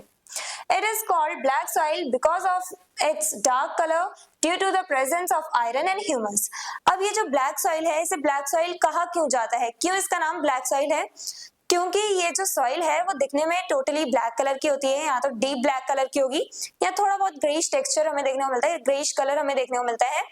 तो जो ब्लैक सॉइल है उसे ब्लैक सॉइल इसलिए कहा जाता है क्योंकि ये जो सॉइल है वो एकदम डार्क कलर की होती है, ब्लैक कलर की होती है। और ये ब्लैक क्यों होती है? क्योंकि इस सॉइल में हमें ह्यूमस देखने को मिलता है, यानी ऑर्गेनिक मैटर अच्छे अमाउंट में हमें देखने को मिलता है, साथ ही साथ आयरन कंटेंट भी इसमें पाया जाता है इस सॉइल में, इसीलिए इसे ब्लैक सॉइल कहा जाता है। आयरन कंटेंट और ह्यूमस की वजह से इस सॉइल का कलर ब्लैक हो जाता है, डार्क कलर की हो जाती है सॉइल। और ये सॉइल जब डार्क कलर की है, ब्लैक कलर की है, तो उसी की वजह से इसका नाम ब्लैक सॉइल पड़ गया। तो हम ब्लैक सॉइल को ब्लैक सॉइल क्यों कहते हैं? Because of its dark colour. Areas where it is found. अब ब्लैक सॉइल पाई कहाँ जाती है? Black soil is mainly found in the Deccan Plateau regions covering parts of Maharashtra, Madhya Pradesh, Gujarat, Andhra Pradesh, Tamil Nadu and Northern Karnataka। अब black soil जो है वो हमें मेनली डेक्कन रीजन में देखने को मिलती है। इंडिया का जो पेनिनसुला वाला एरिया है उस साइड में हमें देखने को मिलती है, जैसे महाराष्ट्र, मध्य प्रदेश, गुजरात, आंध्र प्रदेश, तमिलनाडु और कर्नाटक का नॉर्दर्न पार्ट जो है कर्नाटक का, वहां तक जहां पे हमारे डेक्कन प्लेट्यूज हैं उस एरिया में हम लोगों को ब्लैक सॉइल ज्यादा देखने को मिलती है। तो ये कुछ एरियाज हैं जहां पे हमें ब्लैक सॉइल्स देखने को मिलती है in India. Then formation of black soil. अब ब्लैक सॉइल बनती कैसे है, कैसे फॉर्म होती है? formed from the weathering of volcanic rocks of the Deccan Trap region. ये जो ब्लैक सॉइल है वो डेक्कन एरिया में पाई जाती है। तो डेक्कन एरिया में क्यों पाई जा रही है ये? क्योंकि डेक्कन एरियाज में जो भी प्लेट्यूज वगैरह हैं या डेक्कन एरियाज में जो वोल्केनोज वगैरह थे उनके रॉक्स की वजह से ही ये ब्लैक सॉइल बनी है। Over millions of years, these lava rocks broke down to form this dark, fertile soil. काफी मिलियन ऑफ ईयर्स पहले क्या हुआ, पहले से ही ये जो वॉल्केनिक रॉक्स हैं वो टूट टूट के ब्लैक सॉइल बनने लगी। मिलियंस ऑफ ईयर से ये चला आ रहा है, वॉल्केनिक रॉक्स की ही वजह से ये ब्लैक सॉइल बनती है। अब वॉल्केनोस पहली बात कैसे बनते हैं, तो जो हमारी अर्थ सरफेस होती है उसमें बीच में क्रैक्स आ जाते हैं। अब ये जो क्रैक्स आ जाते हैं जिन्हें हम फॉल्ट भी कहते हैं, और जब अर्थ के सरफेस के अंदर कोई मूवमेंट होती है तो यहाँ से लावा जो है वो बाहर आता है और कलेक्ट होने लगता है इस एरिया में। तो अब लावा जहां से भी बाहर आ रहा है, जो एरिया जिस एरिया पे फॉल्ट है, जहां पे ब्रेक हो रखी है अर्थ की क्रस्ट, तो वहां पे लावा ऊपर आएगा, वहां से लावा ऊपर आएगा और फिर यहाँ कलेक्ट होने लगता है, इस टाइप से फॉर्म बनाने लगता है और यहाँ पे जा करके फाइनली इस टाइप से हमारा पूरा वॉल्केनो बनता है। और वॉल्केनो जो है, जो यहाँ पे लावा निकल रहा है, लावा कलेक्ट होने लगता है और ठंडा होने लगता है, कूल डाउन होने लगेगा, तो उसी की वजह से हमारी वॉल्केनोज बनते हैं। अब वॉल्केनोज जो हमारे बन रहे हैं, तो इन वॉल्केनोज के ही ये जो रॉक्स होते हैं, जो वॉल्केनो बन रहे हैं, लावा जो जम गया है वही पत्थर बन रहा है, तो इन्हीं पत्थरों को कहा जाएगा वॉल्केनिक रॉक्स। अब ये जो वॉल्केनिक रॉक्स हैं, जब वो टूटती हैं तब जाके बनती है ब्लैक सॉइल। अब ये वॉल्केनोज पहली बार बने किससे हैं? लावा की वजह से। लावा ठंडा हुआ है तब जा करके ये वॉल्केनो बने हैं। और ये वॉल्केनो में ये जो रॉक्स पाए जा रहे हैं जिन्हें हम वॉल्केनिक रॉक्स कह रहे हैं, तो उनके ब्रेकडाउन की वजह से, उन वॉल्केनिक रॉक्स के टूटने की वजह से हमें ब्लैक सॉइल मिलती है। ब्लैक सॉइल बनती है इन वॉल्केनिक रॉक्स के टूटने की वजह से। अब इनडायरेक्टली हम कह सकते हैं वॉल्केनिक रॉक्स पहली बात बनी किससे? लावा से। तो इनडायरेक्टली जो हमारी ब्लैक सॉइल है वो किससे बनी हुई है? लावा से बनी हुई है। लावा की बनी हुई जो रॉक्स है, लावा ठंडा हो गया है तब जाके जो रॉक्स बनी है, जो वॉल्केनोज बने हैं, उन वॉल्केनिक रॉक्स की ही वजह से ये ब्लैक सॉइल बनी है। तो ये जो वॉल्केनिक रॉक्स हैं, इनके टूटने की वजह से ये ब्लैक सॉइल बनी। काफी मिलियंस ऑफ ईयर्स से ये प्रोसेस चला आ रहा है। लावा रॉक्स यानी यही वॉल्केनिक रॉक्स जो हैं वो टूटती हैं और तब जाके ये डार्क कलर के हमारे पास इतनी ज्यादा फर्टाइल ब्लैक सॉइल आती है। और इसी वजह से black soil is also called lava soil because of it's volcanic origin. अब क्योंकि वोल्केनिक रॉक्स से ये ब्लैक सॉइल हमें मिल रही है, ब्लैक सॉइल कैसे बन रही है? वोल्केनिक रॉक्स की वजह से, और इसी वजह से इस सॉइल को लावा सॉइल भी कहा जाता है। यहाँ पे जो डाउट था लावा सॉइल क्यों कहा जाता है, वो अब क्लियर हुआ कि लावा सॉइल इसे क्यों कहा जाता है, बिकॉज ये जो रॉक्स हैं वो लावा की वजह से बन रही हैं, यानी कि वोल्केनिक रॉक्स जो है उनकी वजह से, लावा रॉक्स जो है उनकी वजह से हमें ब्लैक सॉइल मिलती है। उनके टूटने की वजह से, लावा रॉक्स के टूटने की वजह से ब्लैक सॉइल बनती है और इसी वजह से इन्हें लावा सॉइल भी कहा जाता है। कैरेक्टरिस्टिक्स, अब फीचर्स क्या है, क्या कैरेक्टरिस्टिक्स हैं, या हम कह सकते हैं composition of the black soil क्या है? ब्लैक सॉइल के कंपोजिशन, ब्लैक सॉइल का कैरेक्टरिस्टिक्स, फीचर्स क्या है?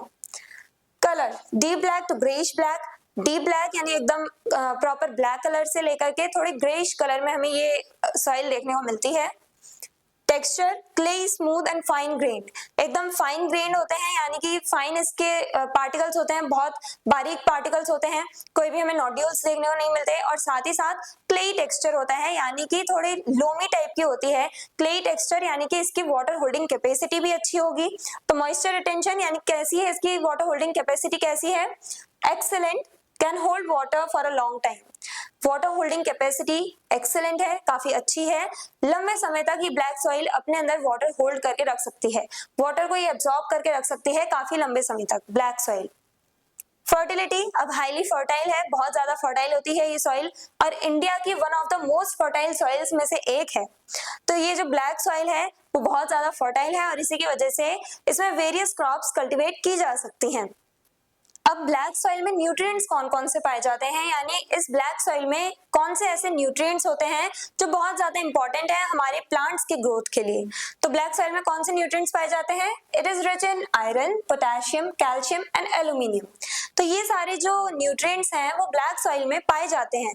अच्छे अमाउंट में ये सारे न्यूट्रिएंट्स अवेलेबल होते हैं ब्लैक सॉइल में। But it is poor in phosphorus and nitrogen. But phosphorus और नाइट्रोजन, ये जो दो हमारे न्यूट्रिएंट्स हैं वो ब्लैक सॉइल में हमें देखने को नहीं मिलते। यहाँ बहुत कम अमाउंट में देखने को मिलते हैं, यानी जो फास्फोरस और नाइट्रोजन है वो इतने अच्छे अमाउंट में, इतने लार्ज अमाउंट में नहीं पाया जाता है ब्लैक सॉइल में। क्रैक्स इन ड्राई सीजन, अब ड्राई सीजन में यानी समर सीजन के टाइम पे क्रैक्स डेवलप हो जाते हैं, दरारें पड़ने लगती हैं इस सॉइल की टॉपमोस्ट लेयर पे। Develop white cracks when dry, which helps in aeration of the soil. अब क्योंकि जब ड्राई सीजन में ये जो क्रैक्स आने लगते हैं, क्रैक्स डेवलप होते हैं ब्लैक सॉइल में, तो उसकी वजह से ये जो एरेशन का प्रोसेस है वो अच्छी तरह से हो जाता है।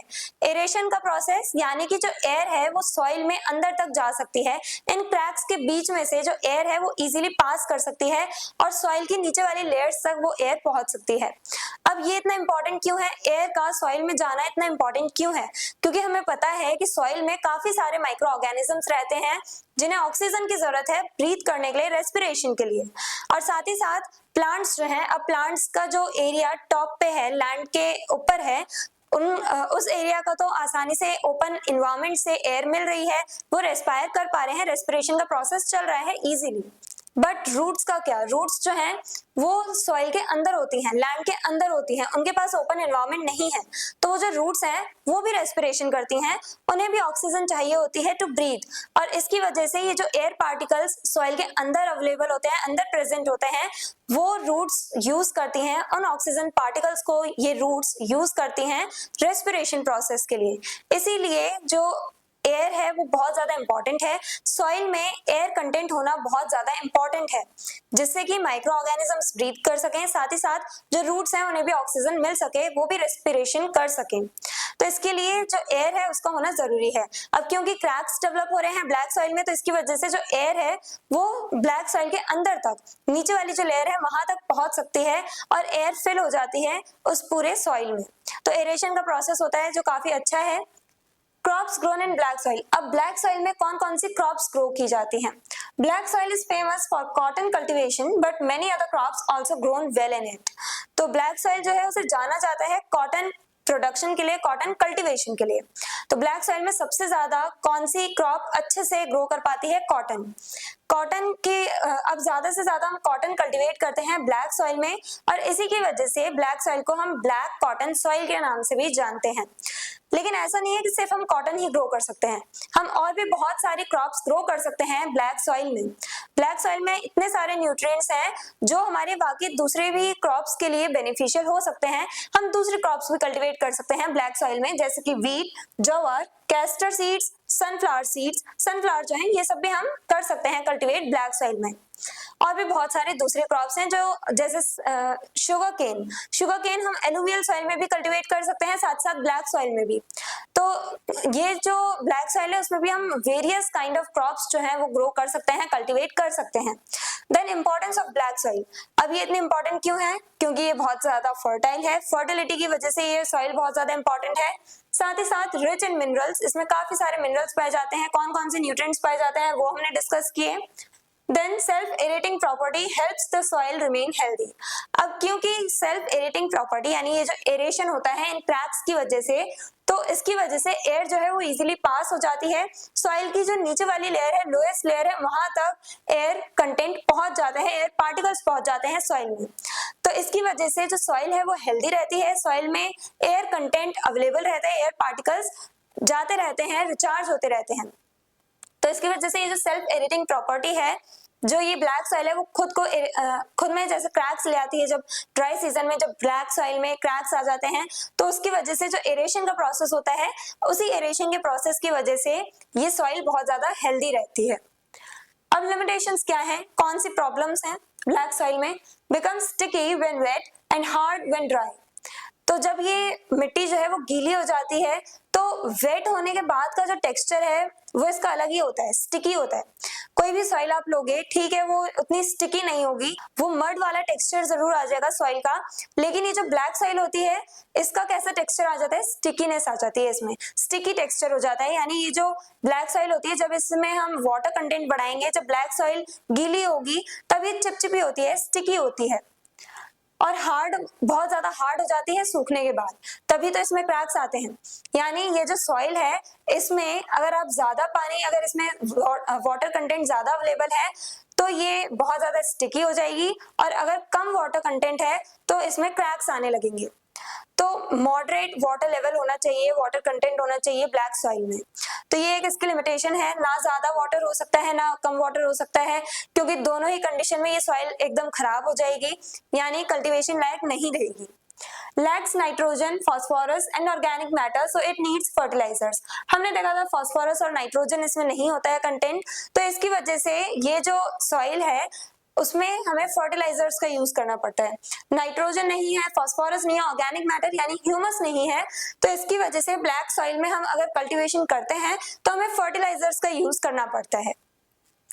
वाटर लॉगिंग कैन अकर, अब वाटर लॉगिंग हो सकती है। हमने देखा था कि जो ब्लैक सॉइल है उसका वाटर होल्डिंग कैपेसिटी जो है, इस ब्लैक सॉइल की वाटर होल्डिंग कैपेसिटी जो है वो बहुत ज्यादा बढ़िया है, काफी एक्सेलेंट है। ये काफी लंबे समय तक बहुत ज्यादा अमाउंट में वाटर होल्ड करके रख सकती है ब्लैक सॉइल, तो इसकी वजह से वाटर लॉगिंग होने के चांसेस ज्यादा हो जाते हैं, यानी सॉइल में वाटर लेवल बढ़ने के चांसेस बहुत ज्यादा हो जाते हैं। अब अगर वाटर लेवल बढ़ेगा तो ये सॉइल जो है स्टिकी हो जाएगी और प्लांट्स के ग्रो करने लायक नहीं रहेगी, हम कल्टीवेशन नहीं कर सकते हैं जब ये स्टिकी रहती है या ड्राई रहती है, क्रैक्स आने लगते हैं। तो एक सही लेवल पे हमें वाटर कंटेंट होना चाहिए हमारी ब्लैक सॉइल में, तब जाके हम कल्टीवेशन अच्छे से कर पाएंगे और डिफरेंट काइंड ऑफ क्रॉप्स हम कल्टीवेट कर सकते हैं ब्लैक सॉइल में भी। लेकिन मेनली इसे जाना किस क्रॉप की वजह से जाना जाता है, कॉटन कल्टीवेशन के लिए। कॉटन कल्टीवेशन की ही वजह से इस सॉइल को ब्लैक कॉटन सॉइल भी कहा जाता है। अब क्योंकि ये वोल्केनिक रॉक्स के टूटने से बनती है तो इसे लावा रॉक भी कहा जाता है।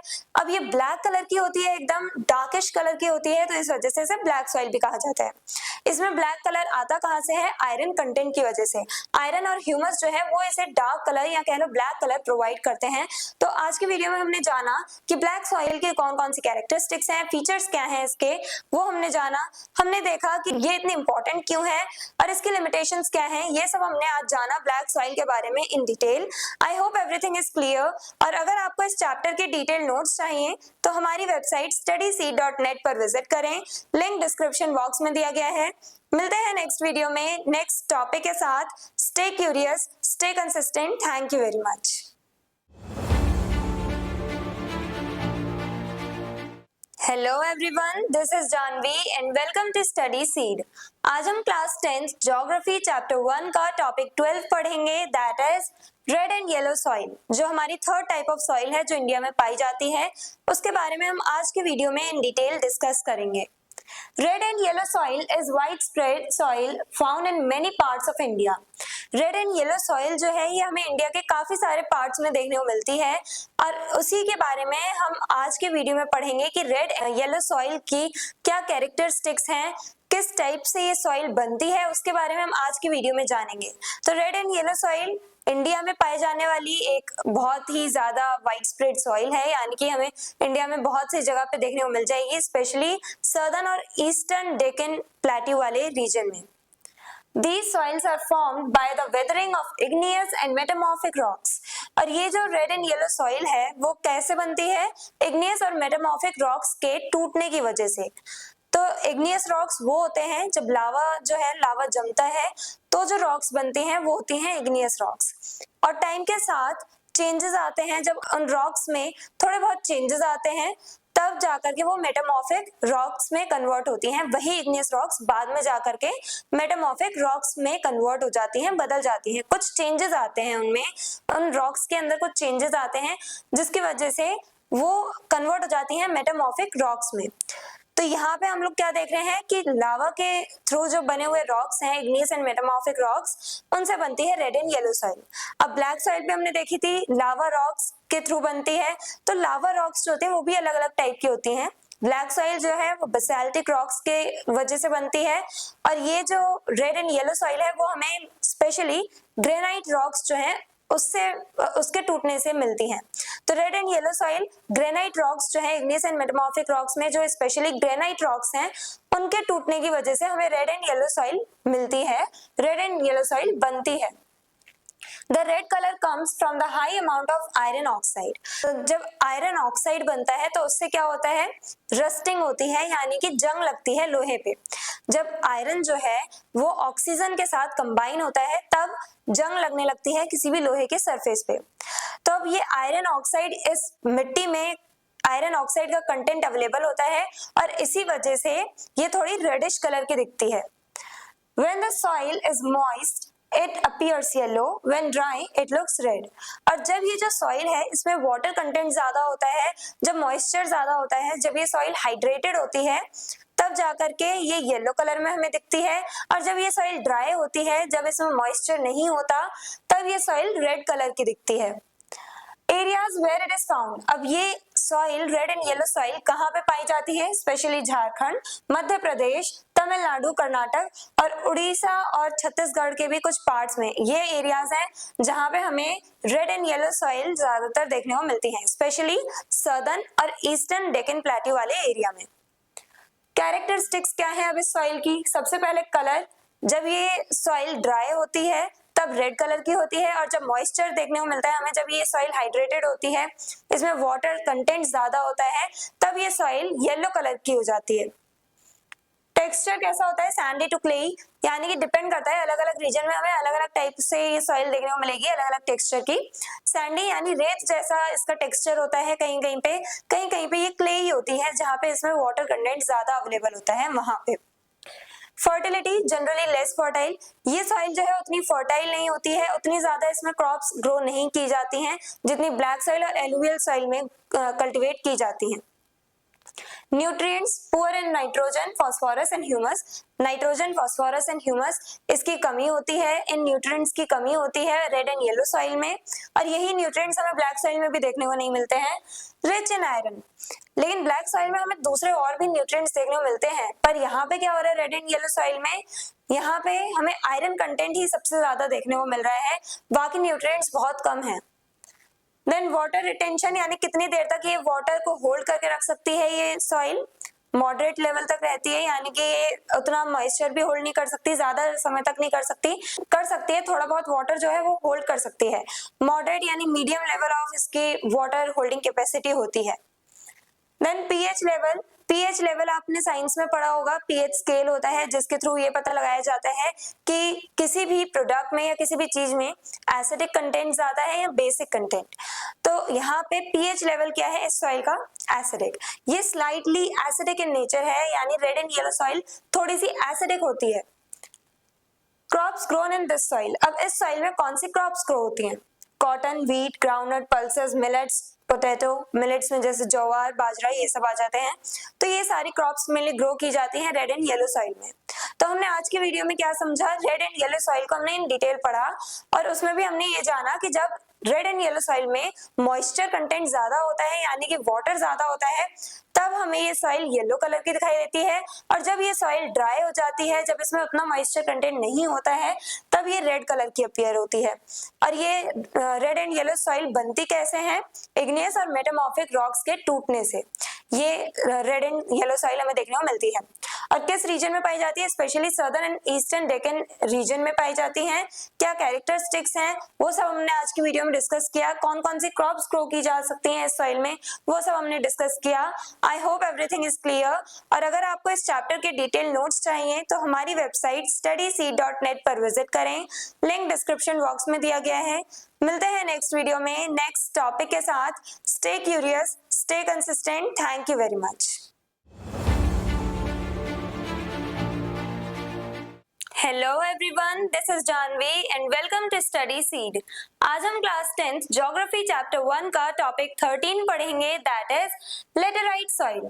यानी इस वीडियो में हम 4th टाइप ऑफ सॉइल पढ़ेंगे। आज की वीडियो में हमने अभी तक alluvial soil, black soil, red and yellow soil को इन डिटेल पढ़ा, और आज की वीडियो में हम लेटेराइट सॉइल के बारे में डिस्कशन करेंगे। The word laterite comes from the Latin word meaning bricks। अब ये जो वर्ड लेटेराइट है ये एक लैटिन वर्ड से लिया गया है। कौन सा वर्ड? लेटर। लेटर एक लैटिन वर्ड है, उसी से बना है लेटेराइट, और उस वर्ड का लैटिन वर्ड का मतलब क्या होता है? ब्रिक्स, यानी ईंटें।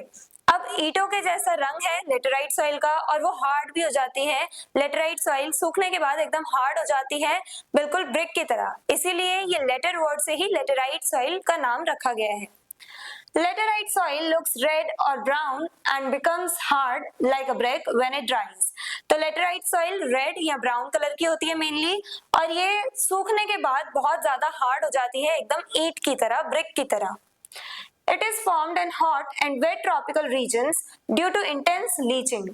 अब ये जो लेटेराइट सॉइल है वो बनती कैसे है, स्पेशली ये ट्रॉपिकल एरियाज में बनती है, ट्रॉपिकल एंड सब ट्रॉपिकल एरियाज जो हैं यहाँ पे बनती है लेटेराइट सॉइल।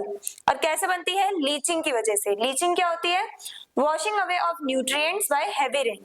जब बहुत ज्यादा हेवी रेन होती है तो उस रेन वाटर के साथ साथ सॉइल में से काफी सारे न्यूट्रिएंट्स भी चले जाते हैं, सॉइल में से काफी सारे न्यूट्रिएंट्स जो होते हैं वो निकल जाते हैं और रेन वाटर के साथ मर्ज होकर के उस सॉइल से दूर चले जाते हैं। जब सॉइल में से सारे न्यूट्रिएंट्स निकल जाते हैं, मेन न्यूट्रिएंट्स जो होते हैं जो सॉइल को फर्टिलिटी प्रोवाइड करते हैं, जब वो सारे न्यूट्रिएंट्स निकल जाते हैं सॉइल में से बहुत ज्यादा रेनफॉल की वजह से, बहुत ज्यादा पानी की वजह से, तो इसको कहा जाता है लीचिंग। और यही लीचिंग प्रोसेस जो है उसकी वजह से लेटेराइट सॉइल बनती है। यानी जब सारे न्यूट्रिएंट्स रेन वाटर के थ्रू निकल जाएंगे सॉइल से, तब जाकर के हमारी लेटेराइट सॉइल बनती है। After leaching only iron and aluminium compounds remain giving the soil its reddish colour. और लीचिंग के बाद यानी सारे न्यूट्रिएंट्स जब निकल जाएंगे हेवी रेनफॉल के बाद, तो उस लीचिंग प्रोसेस के बाद जो सॉइल है उसमें बस आयरन और एल्यूमिनियम कंटेंट बचता है, बाकी सारे न्यूट्रिएंट्स निकल जाते हैं, वॉश ऑफ हो जाते हैं, सिर्फ आयरन और एल्यूमिनियम कंपाउंड्स बचते हैं। आयरन और एल्यूमिनियम ये कंपोनेंट्स बचते हैं सॉइल में, और इसी की वजह से यानी आयरन और एल्यूमिनियम कंटेंट्स की वजह से सॉइल को रेडिश कलर मिल पाता है। लेटेराइट सॉइल रेडिश कलर की होती है। Areas where it is found, अब कहाँ पे ये लेटेराइट सॉइल पाई जाती है, सब ट्रॉपिकल एंड ट्रॉपिकल एरियाज में पाई जाती है, लेकिन इंडिया में मेनली कहाँ पे पाई जाती है, वेस्टर्न घाट्स के तरफ, स्पेशली केरला, कर्नाटक, गोवा एंड महाराष्ट्र में। तो इन एरियाज में वेस्टर्न घाट्स में, वेस्टर्न साइड जो है इंडिया की, वहां पे ये सारे स्टेट्स पड़ते हैं, वहां पे हमें देखने को मिलती है लेटेराइट सॉइल वेस्टर्न घाट्स के पास। और फिर ईस्टर्न घाट्स में हमें उड़ीसा, तमिलनाडु और आंध्र प्रदेश में देखने को मिलती है मेनली। फिर मेघालय, असम जो हमारे ईस्टर्न नॉर्थ ईस्टर्न स्टेट्स हैं वहां पे भी देखने को मिलती है। फिर थोड़े सेंट्रल इंडिया की तरफ आ जाए तो झारखंड में भी हमें लेटेराइट सॉइल देखने को मिलती है।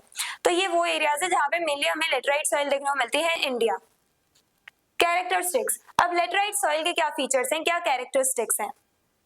कलर, कलर कैसा होता है, रेड और ब्राउन कलर की होती है लेटेराइट सॉइल। और ये रेड और ब्राउन कलर कौन प्रोवाइड करता है इस सॉइल को, iron and aluminium content. Then texture कैसा होता है, कोर्स, यानी कि फाइन पार्टिकल्स नहीं होते हैं इसके कुछ नोड्यूल्स टाइप के यानी कि कंकर टाइप का पूरा टेक्सचर होता है। इसमें कोर्स ग्रेन्स होते हैं, फाइन नहीं होते हैं, मोटे ग्रेन्स होते हैं। Nutrients poor in nitrogen, phosphorus and potash, nitrogen, phosphorus, potash जो फर्टिलिटी प्रोवाइड करते हैं सॉइल को, ये सारे न्यूट्रिएंट्स इसमें होते ही नहीं है, ये सब वॉश ऑफ हो जाते हैं। किस वजह से, लीचिंग प्रोसेस की वजह से।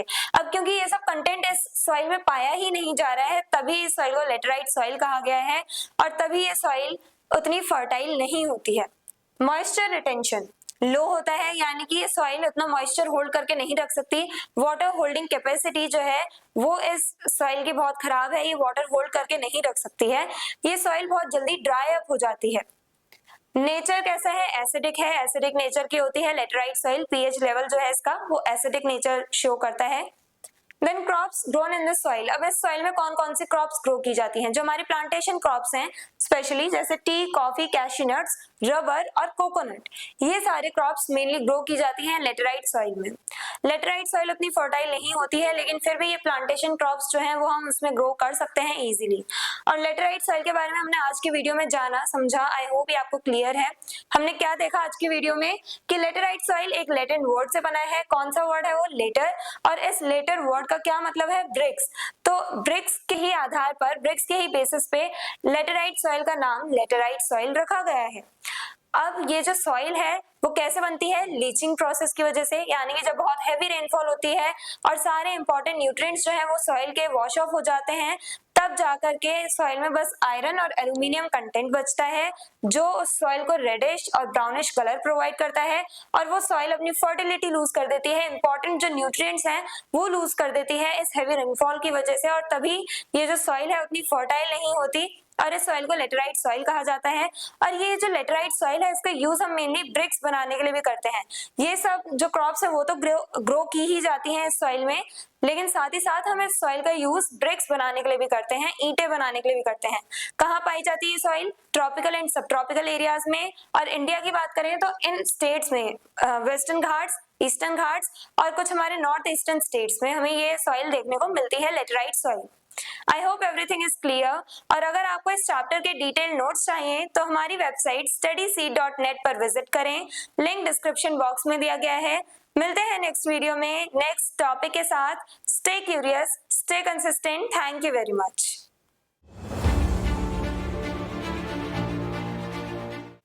Hello everyone, this is Janvi and welcome to study seed.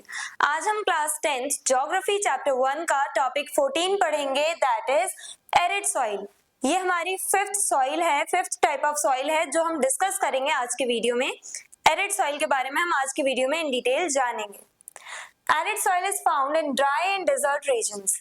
अब ये जो एरिड सॉइल है वो हमें ड्राई यानी कि जो एकदम सूखी पड़ी हुई जमीन होती है जहाँ पे टेम्परेचर बहुत हाई होता है, रेगिस्तान वाला जो एरिया होता है, ऐसे एरियाज में हमें देखने को मिलती है। ड्राई और डेजर्ट रीजन्स में हमें एरिड सॉइल देखने को मिलती है। The word arid means dry. These soils form in areas with very little rainfall and high temperature. Arid word का मतलब ही होता है ड्राई, तो एरिड वर्ड का मतलब ड्राई है और इसी से लिया गया है एरिड सॉइल का नाम।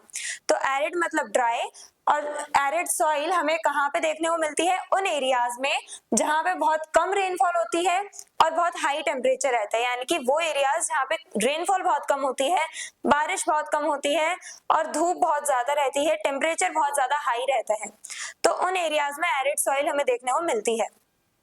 Because of the lack of moisture, they are sandy and less fertile.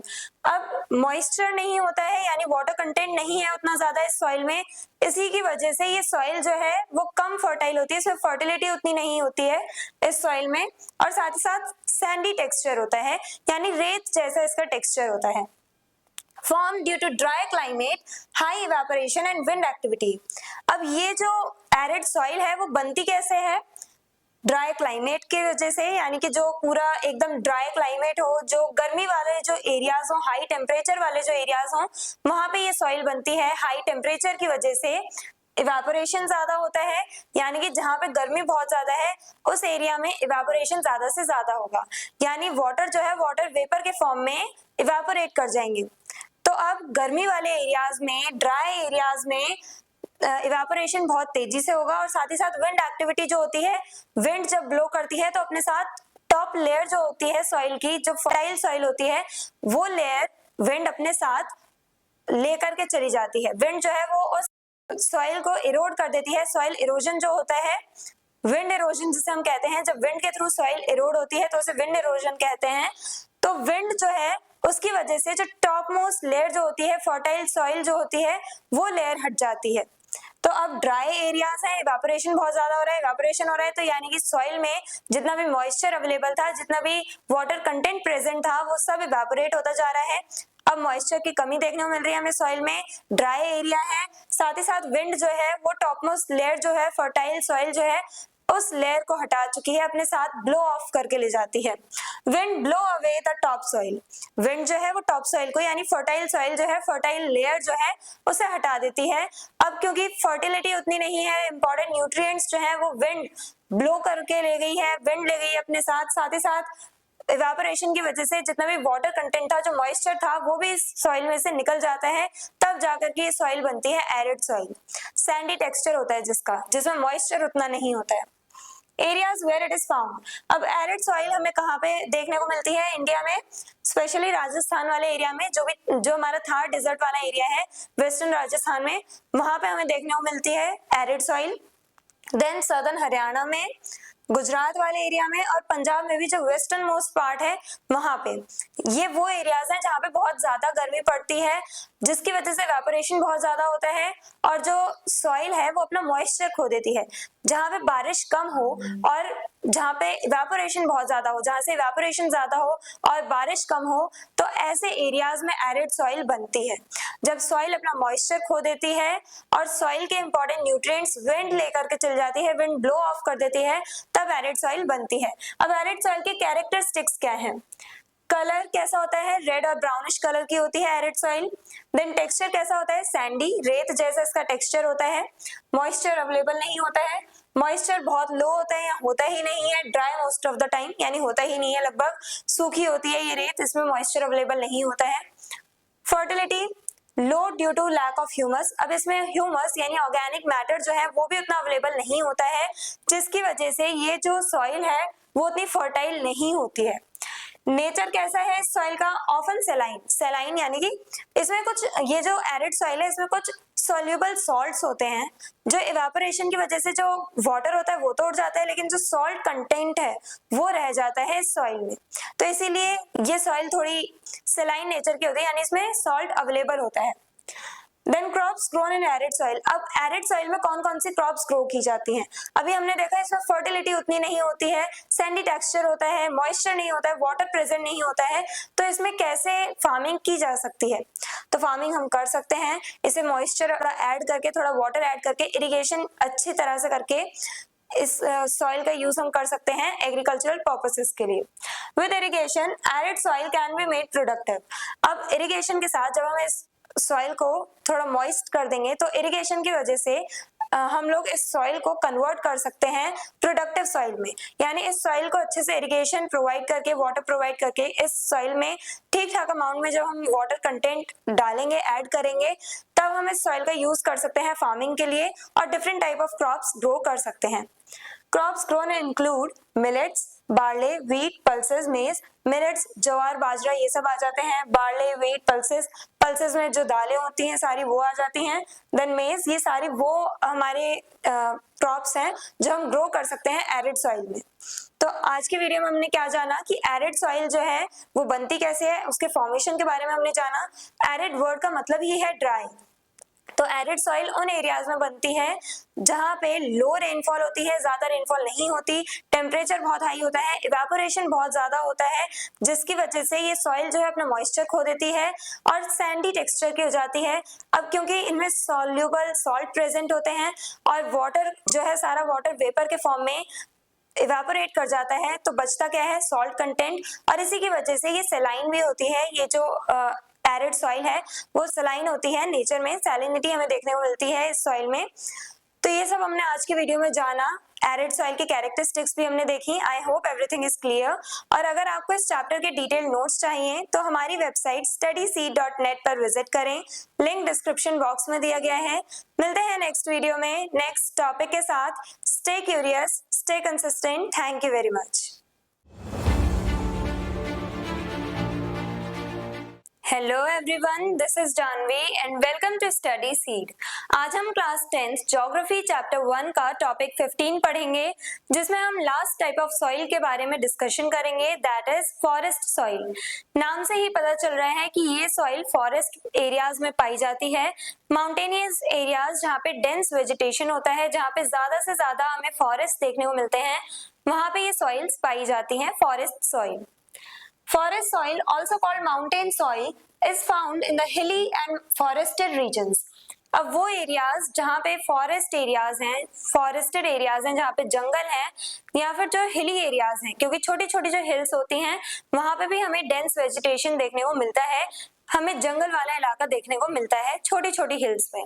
क्योंकि जो बड़े माउंटेन्स होते हैं उनपे हो सकता है कि हमें उतना वेजिटेशन देखने को ना मिले, वो बर्फ से ढके हुए पहाड़ हो सकते हैं। जो बड़े जो हाईएस्ट पीक वाले माउंटेन्स होते हैं, हाई पीक वाले माउंटेन्स स्नो से कवर्ड रहते हैं, और जो लो हिल्स होती हैं, छोटी छोटी जो हिल्स होती हैं, वो मोस्टली डेंस वेजिटेशन से कवर्ड रहती हैं, यानी फॉरेस्टेड एरियाज से ढकी हुई होती हैं छोटी छोटी हिल्स। तो वहां पे हिली एरियाज में और फॉरेस्टेड एरियाज में हमें ये फॉरेस्ट सॉइल देखने को मिलती है। अब क्योंकि ये हमें थोड़ी माउंटेनियस एरियाज में भी देखने को मिल रही है, हिली एरियाज में भी देखने को मिल रही है, तो हम इस सॉइल को माउंटेनियस सॉइल या माउंटेन सॉइल भी कह देते हैं। These areas receive heavy rainfall and have dense vegetation.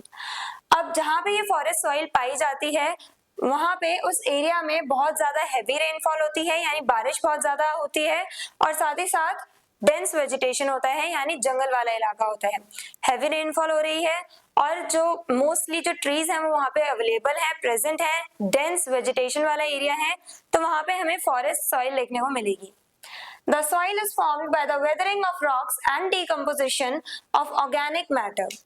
तो जब डीकम्पोजिशन होता है ऑर्गेनिक मैटर, जैसे लीव्स हो गए, जो प्लांट्स हो गए, जो छोटे छोटे प्लांट्स, लीव्स या बैक्टीरियाज वगैरह जो होते हैं, जब इनकी डेथ होती है, ये डीके करना स्टार्ट करते हैं, तब जाके ये ह्यूमस प्रोवाइड करते हैं सॉइल को। अब सॉइल को ह्यूमस मिलता है इन सब लीव्स, प्लांट्स और बैक्टीरियाज के थ्रू। तो ऑर्गेनिक मैटर मिलता है सॉइल को, और साथ ही साथ ये सॉइल बन कैसे रही है, रॉक्स के टूटने की वजह से। जो माउंटेन्स पे जो रॉक्स हैं, बड़ी बड़ी जो चट्टानें होती हैं, जब वो हैवी रेनफॉल की वजह से नीचे गिरने लगती हैं, तब नीचे पहुंचते पहुंचते, फुट हिल्स तक पहुंचते पहुंचते वो छोटे छोटे पार्ट्स में डिवाइड हो जाती हैं, छोटे छोटे पार्ट्स में बढ़ जाती हैं। बड़ी बड़ी जो चट्टानें होती हैं, बड़ी बड़ी जो रॉक्स होती हैं, हैवी रेनफॉल की वजह से वो स्लोप से नीचे आने लगती हैं और फुट हिल्स तक पहुंचते पहुंचते एकदम फाइन पार्टिकल्स में कन्वर्ट हो जाती हैं, यानी सॉइल में कन्वर्ट हो जाती हैं। और उन सॉइल में, उस फाइन पार्टिकल में ऑर्गेनिक मैटर कहाँ से आ रहा है, इन लीव्स, प्लांट्स और छोटे छोटे बैक्टीरियाज के थ्रू। तो जब ह्यूमस मिल रहा है, मॉइस्ट है वो सॉइल, तो उसे फॉरेस्ट सॉइल कहा जाएगा, जो मेनली हमें माउंटेनियस एरियाज में देखने को मिल रही है। Decaying plants and leaves add humus to the soil. जो प्लांट्स, जो लीव्स सड़ने लगती हैं, डीके मतलब सड़ने लगती हैं, जैसे हम खाद बनाते हैं, हिंदी में हम इसे खाद कहते हैं, उसी को हम इंग्लिश में ह्यूमस भी कहते हैं। तो ह्यूमस प्रोवाइड करती हैं ये लीव्स और प्लांट्स। जब ये सड़ती हैं, जब डीके होती हैं, उसके बाद जो सॉइल है उसमें ये काफी ज्यादा ह्यूमस ऐड करती हैं, यानी कि सॉइल की फर्टिलिटी को बढ़ाती हैं, ह्यूमस प्रोवाइड करती हैं सॉइल को। तो इस टाइप से ये जो फॉरेस्ट सॉइल है वो बनती है बड़े बड़े रॉक्स के टूटने की वजह से, और उनमें ह्यूमस जब बढ़ता चले जाता है तब वो सॉइल फर्टाइल होती है, और तब जाके हम उस सॉइल का यूज कर सकते हैं फार्मिंग के लिए। Areas where it is found. अब ये फॉरेस्ट सॉइल पाई कहाँ पे जाती है, किन एरियाज में? हिमालयन रीजन्स में। अगर इंडिया की बात करें तो हिमालयाज जो है हमारे नॉर्दर्न एरिया में, तो वहां पे हमें देखने को मिलती है ये फॉरेस्ट सॉइल हिमालयन एरियाज में, जैसे जम्मू एंड कश्मीर, हिमाचल प्रदेश, उत्तराखंड, सिक्किम, अरुणाचल प्रदेश, इन सब स्टेट्स में हमें ये हिमालयाज देखने को मिलते हैं, और यहीं पे हमें ये फॉरेस्ट सॉइल देखने को मिलती है, जो छोटे छोटे हिल्स होते हैं। अब हिमालयाज की भी हमने तीन डिफरेंट कैटेगरीज बना रखी हैं। जो सबसे छोटी जो लेयर है, जिसे हम शिवालिक भी बोलते हैं, शिवालिक हिल्स जो हैं, वहां पे हमें फॉरेस्ट सॉइल देखने को मिलती है, क्योंकि वहां पे हमें डेंस वेजिटेशन देखने को मिल रहा है। Western Ghats and eastern Ghats, जो हमारा वेस्टर्न कोस्ट है और ईस्टर्न कोस्ट जो है, वहां पे जो हमारे छोटे छोटे हिल्स प्रेजेंट हैं, वहां पे भी हमें फॉरेस्ट सॉइल देखने को मिलती है, क्योंकि उन छोटे हिल्स में भी फॉरेस्टेड एरियाज हैं, और जो बड़ी बड़ी चट्टानें हैं वहां पे उनके टूटने से ये फॉरेस्ट सॉइल बनती है। Then some parts of Jharkhand, West Bengal and Assam. बाकी ये एरियाज भी कुछ ऐसे हैं जहाँ पे हमें फॉरेस्ट सॉइल देखने को मिल जाती है, क्योंकि सिर्फ नॉर्दर्न एरियाज या फिर सिर्फ हमारी कोस्टल एरियाज पे ही हिल्स नहीं है, हमारी कंट्री में डिफरेंट एरियाज पे छोटे छोटे हिल्स अवेलेबल हैं, प्रेजेंट हैं। तो उन सभी हिली एरियाज में हम लोगों को फॉरेस्ट सॉइल देखने को मिलती है। कैरेक्टरिस्टिक्स क्या है फॉरेस्ट सॉइल के? सबसे पहले इसका कलर ब्राउन से डार्क ब्राउन तक का होता है, लाइट ब्राउन से लेकर के डार्क ब्राउन कलर तक का इसका कलर होता है। देन टेक्सचर कैसा होता है? कोर्स अपर स्लोप्स में जहां से ये जो बड़ी बड़ी चट्टानें हैं, जो रॉक्स हैं, वो रोल करती हुई आती हैं और कन्वर्ट होती हैं फाइन पार्टिकल्स में। तो यहाँ जो अपर स्लोप्स होते हैं, जहां से ये चट्टानें आ रही हैं, तो अब ये धीरे धीरे करके टूटती हैं, चट्टानें धीरे धीरे करके टूटती हैं, और यहाँ फुट हिल्स में पहुंचते पहुंचते ये कन्वर्ट होती हैं फॉरेस्ट सॉइल में, फाइन पार्टिकल्स में। तो यहाँ पे तो फुट हिल्स में तो हमें फाइन पार्टिकल्स देखने को मिलेंगे, सॉइल के। ये ज्यादा फर्टाइल होगी फुट हिल्स में, क्योंकि फुट हिल्स में ही ये जो सॉइल आकर के डिपॉजिट हुई है, उस सॉइल में फर्टिलिटी ज्यादा है, ह्यूमस ऐड हो चुका है, काफी ज्यादा मॉइस्चर है, तो इस वजह से ये सॉइल फर्टाइल होगी। लेकिन अपर स्लोप्स में क्या हो रहा है? अपर स्लोप्स में अभी उतने अच्छे से फाइन पार्टिकल्स हमें देखने को नहीं मिलेंगे। जब ये रॉक टूटेगी तो हमें यहाँ पे छोटे छोटे कोर्स ग्रेन्स, यानी कि नोड्यूल्स, जिसे हम कंकड़ कहते हैं, उस टाइप की हमें ये सॉइल देखने को मिलेगी। ये नोड्यूल्स के फॉर्म में हमें देखने को मिलेगी, यानी इसके जो पार्टिकल्स हैं वो रिलेटिवली बड़े होंगे इस फाइन पार्टिकल वाली सॉइल के कंपैरिजन में। तो यहाँ पे ऊपर अपर स्लोप्स में हमें थोड़े कोर्स ग्रेन्स देखने को मिलेंगे, कोर्स पार्टिकल्स या थिक पार्टिकल्स देखने को मिलेंगे हमें, और यहाँ नीचे हम लोगों को फुट हिल्स में ज्यादा से ज्यादा फर्टाइल सॉइल देखने को मिलेगी और फाइन पार्टिकल्स देखने को मिलेंगे। तो अपर स्लोप्स में क्या होता है, सॉइल उतनी फर्टाइल नहीं होती क्योंकि उस वक्त तक सॉइल प्रॉपर्ली बनी नहीं होती है, उसमें ह्यूमस ऐड नहीं हुआ होता। तो अपर स्लोप्स में एक तो पहली बात सॉइल उतनी फर्टाइल नहीं रहेगी, और दूसरी बात उसमें कोर्स ग्रेन्स हमें देखने को मिलेंगे, बड़े बड़े नोड्यूल्स देखने को मिलेंगे। और जब तक ये जो पार्टिकल्स हैं वो और ज्यादा ब्रेक डाउन होते होते फुट हिल्स तक पहुंचते हैं, तब तक उनमें काफी ज्यादा मॉइस्चर और ह्यूमस ऐड हो चुका होता है और ये बहुत ज्यादा फाइन पार्टिकल्स में कन्वर्ट हो चुके होते हैं। इसीलिए ये सॉइल बहुत ज्यादा फर्टाइल होती है और हमारी फार्मिंग के लिए सुटेबल होती है। तो टेक्सचर कैसा होता है, कोर्स होता है। ये जो फॉरेस्ट सॉइल है इसका टेक्सचर कैसा होता है, कोर्स, यानी कि थोड़ा नोड्यूल्स होते हैं, इसमें थोड़े नोड्यूल्स होते हैं अपर स्लोप्स में, और फाइन पार्टिकल्स हमें देखने को मिलते हैं लोअर स्लोप्स में या फुट हिल्स में। Fertility decreases with height. अब जब फर्टिलिटी की बात की जाए तो यहाँ पे सॉइल ज्यादा फर्टाइल होगी, यहाँ पे न्यू सॉइल है, ज्यादा उसमें फाइन पार्टिकल्स हैं, ह्यूमस है, मॉइस्चर है, तो यहाँ पे हम लोगों को ज्यादा फर्टाइल सॉइल देखने को मिलेगी। और विद हाइट ये फर्टिलिटी डिक्रीज होने लगती है, यानी कम होने लगती है। अगर हम यहाँ ऊपर की तरफ जाएंगे तो अपर स्लोप्स में हम लोगों को उतने ज्यादा फाइन पार्टिकल्स देखने को नहीं मिलेंगे, इस सॉइल में उतना ह्यूमस देखने को नहीं मिलेगा, और ना ही हमें उतना ज्यादा मॉइस्चर देखने को मिलेगा इस सॉइल में, हम फार्मिंग नहीं कर पाएंगे सही से। तो इस वजह से ये जो नीचे फुटहिल्स में जो सॉइल होती है वो ज्यादा फर्टाइल होती है as compare to the upper slopes. Moisture, moist due to rainfall. अब हैवी रेनफॉल होता है इन एरियाज में, फॉरेस्टेड एरियाज जो होते हैं, जो माउंटेनियस एरियाज होते हैं, वहां पे हैवी रेनफॉल होता है, और इसी हैवी रेनफॉल की वजह से ये जो रॉक्स हैं वो नीचे आते हैं और छोटे छोटे फाइन पार्टिकल्स में कन्वर्ट हो जाते हैं, ब्रेक डाउन हो जाते हैं। तो ये जो मॉइस्चर है वो काफी ज्यादा अवेलेबल होता है इस फॉरेस्ट सॉइल में। देन ह्यूमस की बात की जाए तो ऑर्गेनिक मैटर बहुत ज्यादा होता है इसमें। ह्यूमस यानी ऑर्गेनिक मैटर बहुत ज्यादा अमाउंट में होता है। जो प्लांट्स होते हैं, अब फॉरेस्टेड एरियाज है, काफी सारे लीव्स होंगे, काफी सारे प्लांट्स होंगे, बहुत सारे बैक्टीरियाज और छोटे छोटे दूसरे ऑर्गेनिजम्स होंगे, वो सब ह्यूमस प्रोवाइड करते हैं सॉइल को। तो सॉइल में काफी ज्यादा ह्यूमस भी होता है, यानी न्यूट्रिएंट्स भी अच्छे खासे होते हैं, मॉइस्चर भी होता है। तो ये जो सॉइल है फॉरेस्ट सॉइल, वो हमारे फार्मिंग के लिए काफी ज्यादा अच्छी होती है, एग्रीकल्चरल प्रैक्टिसेस के लिए सुटेबल होती है। क्रॉप्स ग्रोन इन फॉरेस्ट सॉइल। अब फॉरेस्ट सॉइल में किस टाइप की क्रॉप्स ग्रो की जाती हैं? सबसे पहले T and coffee. T and coffee की प्लांटेशन हमें देखने को मिलते हैं, स्पेशली क्योंकि ये माउंटेनियस एरिया है, तो इस वजह से यहाँ पे हमें टेरेस फार्मिंग ज्यादा देखने को मिलती है। टेरेस फार्मिंग के फॉर्म में हम लोग यहाँ पे एग्रीकल्चरल प्रैक्टिसेस करते हैं। और कौन सी प्लांटेशंस लगाते हैं? टी एंड कॉफी की प्लांटेशंस। ये क्रॉप्स हम ग्रो करते हैं, टी एंड कॉफी।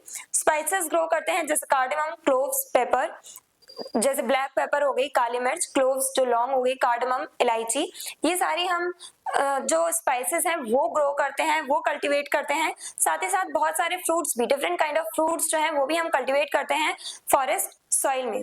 स्पेशली जो सिट्रस फ्रूट्स होते हैं वो सब हम ग्रो करते हैं। बाकी पीच हो गया, प्लम हो गया, एप्पल्स हो गए, ये सब हम ग्रो करते हैं, कल्टीवेट करते हैं फॉरेस्ट सॉइल में। तो आज की वीडियो में हमने फॉरेस्ट सॉइल को इन डिटेल पढ़ा, और इस वीडियो के साथ हमने सारे जो 6 मेजर टाइप की सॉइल्स इंडिया में पाई जाती हैं उनको कवर कर लिया है। फॉरेस्ट सॉइल में हमने क्या देखा? हमने देखा फॉरेस्ट सॉइल को हम माउंटेन सॉइल भी कहते हैं क्योंकि ये माउंटेनियस एरियाज में पाई जाती हैं, हैवी रेनफॉल वाले एरियाज में पाई जाती हैं। और बनती कैसे है? ये रॉक्स के टूटने की वजह से। और साथ ही साथ इसमें ह्यूमस कौन ऐड करता है इस सॉइल में? जो लीव्स, प्लांट्स, माइक्रो ऑर्गेनिजम्स होते हैं, ये इस सॉइल को ह्यूमस प्रोवाइड करते हैं। देन किन एरियाज में पाए जाते हैं? हिमालयन रीजन्स में, वेस्टर्न और ईस्टर्न घाट्स में, और बाकी हमारी कंट्री में दूसरे एरियाज में भी ये सॉइल पाई जाती है। फिर हमने कैरेक्टरिस्टिक्स देखे और कौन सी क्रॉप्स कल्टीवेट की जाती हैं इस सॉइल में, वो सब हमने आज की वीडियो में देखा। हमने सबसे पहले एलुवियल सॉइल, फिर black soil, red and yellow soil, laterite soil, arid soil, और आज की वीडियो में हमने फॉरेस्ट सॉइल कवर करी। ये 6 मेजर टाइप ऑफ सॉइल्स हमें देखने को मिलती हैं इंडिया में। आई होप ये सारे सॉइल टाइप्स आपको समझ में आए हैं। अगर आपको इस चैप्टर के डिटेल नोट्स चाहिए तो हमारी वेबसाइट studyseed.net पर विजिट करें, लिंक डिस्क्रिप्शन बॉक्स में दिया गया है। मिलते हैं नेक्स्ट वीडियो में नेक्स्ट टॉपिक के साथ। Stay curious, stay consistent. Thank you very much. Hello everyone, this is Janvi and welcome to study seed. आज हम क्लास 10th ज्योग्राफी चैप्टर 1 का लास्ट टॉपिक पढ़ेंगे, that is soil erosion and soil conservation. Soil erosion मतलब जब soil की जो सबसे ऊपर वाली टॉप सॉइल होती है, जो फर्टाइल लेयर होती है सॉइल की, जब वो इरोड हो जाती है जिसकी वजह से सॉइल की फर्टिलिटी लूज हो जाती है, तो उसको कहा जाएगा सॉइल इरोजन। और सॉइल इरोजन से सॉइल को कैसे बचाया जाए, तो उन सब मेथड्स को कहा जाएगा सॉइल कंजर्वेशन मेथड्स। तो उसी के बारे में हम आज के टॉपिक में जानेंगे, समझेंगे। Different type of soil erosion methods के बारे में जानेंगे कि किस टाइप से सॉइल इरोड होती है, और उसके बाद हम जानेंगे कि कैसे हम सॉइल को कंजर्व कर सकते हैं, सॉइल को इरोड होने से बचा सकते हैं। तो सॉइल कंजर्वेशन मेथड्स के बारे में भी हम आज के वीडियो में डिस्कस करेंगे।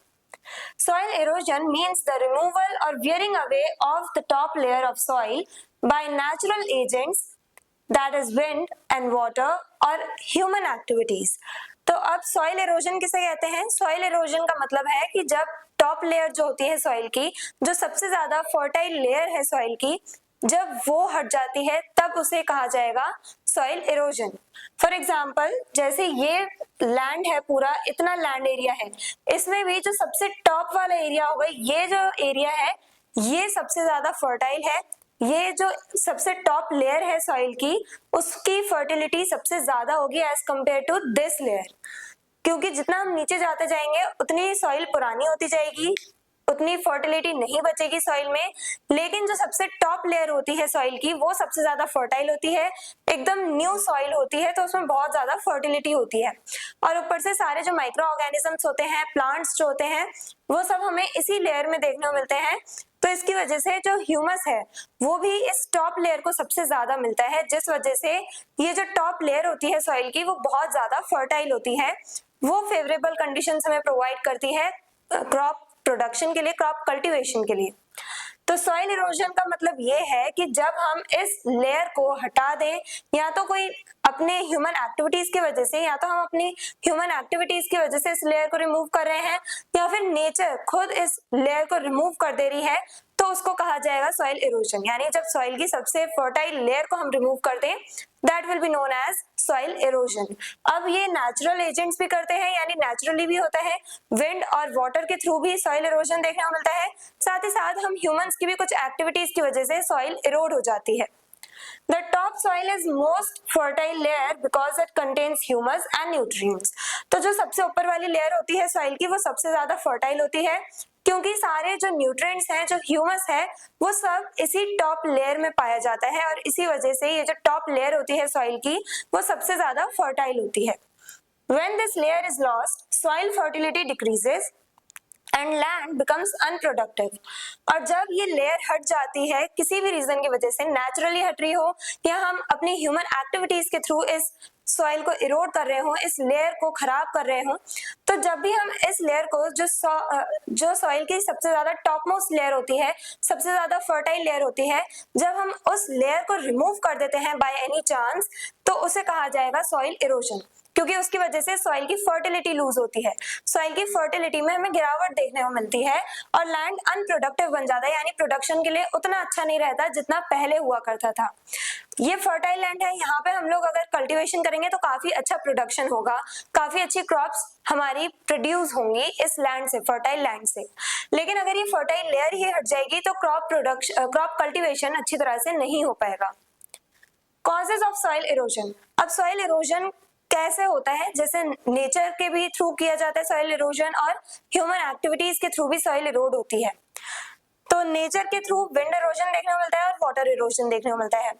Wind erosion, strong winds blow away loose and dry soil.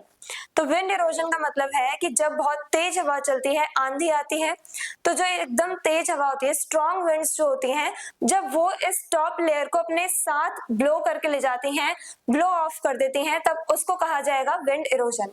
यानी स्ट्रॉन्ग विंड्स की वजह से जब सॉइल की ये लेयर, टॉप मोस्ट लेयर खराब हो जाती है या हट जाती है, रिमूव हो जाती है, तो उसे कहा जाएगा विंड इरोजन। अब ये सॉइल की ये जो टॉप मोस्ट लेयर है, वो हट कैसे जाती है? सिर्फ विंड के चलने से। कैसे ये सॉइल की जो लेयर है वो रिमूव हो जाएगी? क्योंकि ये सॉइल की जो लेयर है वो लूज पड़ जाती है। जो लूज लेयर होती है, जो लूज सॉइल होती है, उसे विंड इजीली ब्लो ऑफ करके ले जाती है। और ये सॉइल लूज कैसे पड़ती है? हम ह्यूमन एक्टिविटीज की वजह से। हम डिफॉरेस्टेशन करते हैं, जिसकी वजह से जब हम पेड़ों को जड़ से खींचते हैं तो वहां की मिट्टी जो होती है, जो सॉइल होती है, वो लूज हो जाती है। पेड़ की जो जड़ें होती हैं वो सॉइल को अच्छे से पकड़ के रखती हैं, टाइटली पकड़ के रखती हैं। लेकिन अब क्योंकि हम डिफॉरेस्टेशन कर रहे हैं, पेड़ काट रहे हैं, जड़ से खींच के निकाल रहे हैं पेड़ों को, तो उसकी वजह से सॉइल लूज हो जाती है और विंड इरोजन तब बहुत ज्यादा इजीली हो जाता है। विंड इजीली उस सॉइल को अपने साथ कैरी करके ले जाती है, जिसकी वजह से विंड इरोजन हमें देखने को मिलता है। Then water erosion, running water from rainfall or rivers washes away soil.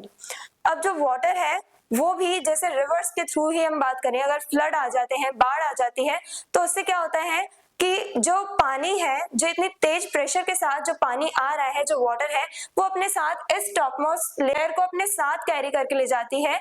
इसकी वजह से वाटर के थ्रू सॉइल इरोड हो जाती है, सॉइल की ये टॉपमोस्ट लेयर हट जाती है और इसी को कहा जाता है वाटर इरोजन। जब वाटर के थ्रू सॉइल इरोड हो रही है, that will be known as water erosion. Human causes. अब ह्यूमन एक्टिविटीज ऐसी कौन कौन सी हैं जिसकी वजह से सॉइल इरोड होती है? सबसे पहले डिफॉरेस्टेशन। अभी हमने डिस्कस किया कि हम लोग क्या करते हैं, पेड़ों को काट देते हैं, जड़ से निकाल देते हैं, जिससे कि हम अपने लिए एक्स्ट्रा लैंड ले सके अपने यूज के लिए। तो एक्स्ट्रा लैंड की वजह से हम लोग इन पेड़ों को काट देते हैं, जड़ से हटा देते हैं, जिसकी वजह से जो सॉइल है वो लूज हो जाती है और लूज सॉइल को आसानी से विंड और वाटर दोनों कैरी करके ले जा सकते हैं और इसकी वजह से विंड और वाटर इरोजन के चांसेस भी बढ़ जाते हैं डिफॉरेस्टेशन की वजह से। Then overgrazing. अब जो हमारी लाइफ स्टॉक होती हैं, जो हर्डर्स अपने जो हर्ड्स होते हैं उन्हें ग्रेजिंग के लिए ले जाते हैं, ग्रेजिंग ग्राउंड्स पे जब ले जाते हैं, पैस्चर लैंड्स पे ले जाते हैं, तो ये जो लाइफ स्टॉक होती हैं, ये जो एनिमल्स होते हैं वो क्या करते हैं, जड़ से खींचते हैं उन छोटे छोटे हर्ब्स, श्रब्स को, ग्रासेस को जड़ से खींचते हैं। तो उसकी वजह से भी क्या होता है, सॉइल लूज हो जाती है और अगेन इरोजन के चांसेस बढ़ जाते हैं। Over irrigation. अब हम लोग जब ज्यादा पानी लगाएंगे, अगर हम लोग क्रॉप कल्टीवेट कर रहे हैं बाय चांस और हम ज्यादा से ज्यादा इरिगेट कर रहे हैं उस लैंड को, ज्यादा से ज्यादा पानी दे रहे हैं क्रॉप्स को, तो उससे क्या होगा, जो लैंड है, जो सॉइल है, उसमें वाटर लॉगिंग के चांसेस बढ़ जाएंगे, वाटर उसमें ज्यादा ट्रैप हो जाएगा, वाटर का लेवल बढ़ जाएगा सॉइल में, जिसकी वजह से वाटर लॉगिंग हो जाती है। एंड देन सैलिनिटी बढ़ जाएगी। सैलिनिटी यानी कि जो वाटर है वो सैलाइन हो सकता है, तो इसकी वजह से काफी ज्यादा प्रॉब्लम्स रेज होंगी। ये जो सैलिनिटी है, जो वाटर लॉगिंग है, इसकी वजह से भी जो सॉइल है वो अपनी फर्टिलिटी लूज कर देती है, तो उससे भी क्या होगा, अगेन सॉइल इरोड हो जाएगी, सॉइल इरोजन हमें देखने को मिलेगा। माइनिंग। अब हम लोग माइनिंग एंड क्वेरिंग, जो हमने देखा है कि माइंस में से हम लोग डिफरेंट ओर्स और रिसोर्सेस निकाल के लाते हैं। हम जनरली क्या करते हैं, अपने अर्थ सरफेस पे, अर्थ के क्रस्ट पे हम बड़ा सा होल करते हैं और उसके अंदर से रिसोर्सेस एक्सट्रैक्ट करके लेकर के आते हैं, रिसोर्सेस निकालते हैं अपनी अर्थ क्रस्ट के अंदर से। तो उसके लिए हम क्या करते हैं, एक बड़ा सा होल करते हैं जमीन में। तो जब हम होल कर रहे हैं, तो अब जमीन में सबसे टॉप पे क्या है, लैंड में, लैंड पर सबसे टॉप पे है सॉइल, तो हम सॉइल को इरोड कर रहे हैं। और यहाँ पे क्या हो रहा है, हम सॉइल को जब इरोड कर रहे हैं, तो हम जब गड्ढा बना रहे हैं जमीन में, तो उससे हम क्या कर रहे हैं, सॉइल को इरोड कर रहे हैं, सॉइल की टॉपमोस्ट लेयर हटा दे रहे हैं और छोटे मोटे गड्ढे नहीं होते हैं, बहुत बड़े बड़े होल्स बनाए जाते हैं माइनिंग एक्टिविटीज के लिए। और बाद में अपना काम हो जाने के बाद उन गड्ढों को भरा भी नहीं जाता है, उन्हें ओपनली ऐसे ही छोड़ दिया जाता है, उन होल्स को कवर भी नहीं किया जाता है। तो इसकी वजह से और ज्यादा चांसेस बढ़ जाते हैं। जो लैंड है उसमें हम लोगों ने अपने लैंड का जो यूज हम कर सकते थे, उसको हमने अब क्या कर दिया है, ऐसा होल बना करके छोड़ दिया है, तो वो ना अब हमारे यूज के लिए रहा और ना ही अब जो सॉइल है वो वहां पे सही रहेगी। तो सॉइल जो है वो खराब हो जाती है, सॉइल इरोड हो जाती है। Types of soil erosion. अब सॉइल इरोजन के कितने टाइप्स होते हैं, कितने टाइप की सॉइल इरोजन हमें देखने को मिलती है।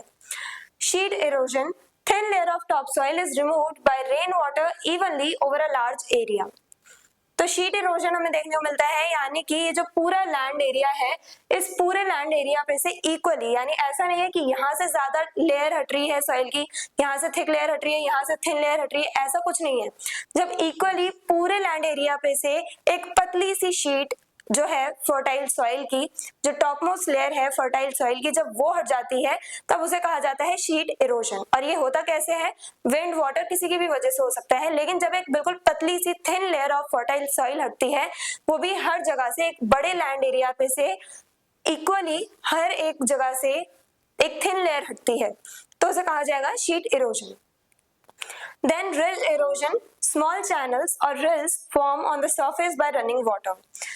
अब रेन वाटर के थ्रू भी और रिवर्स की वजह से भी जब वाटर जो है वो एकदम, जब वाटर जो है वो पास होके जाता है, जब वाटर जो है छोटे छोटे चैनल बना लेता है, तब उसे कहा जाएगा रिल।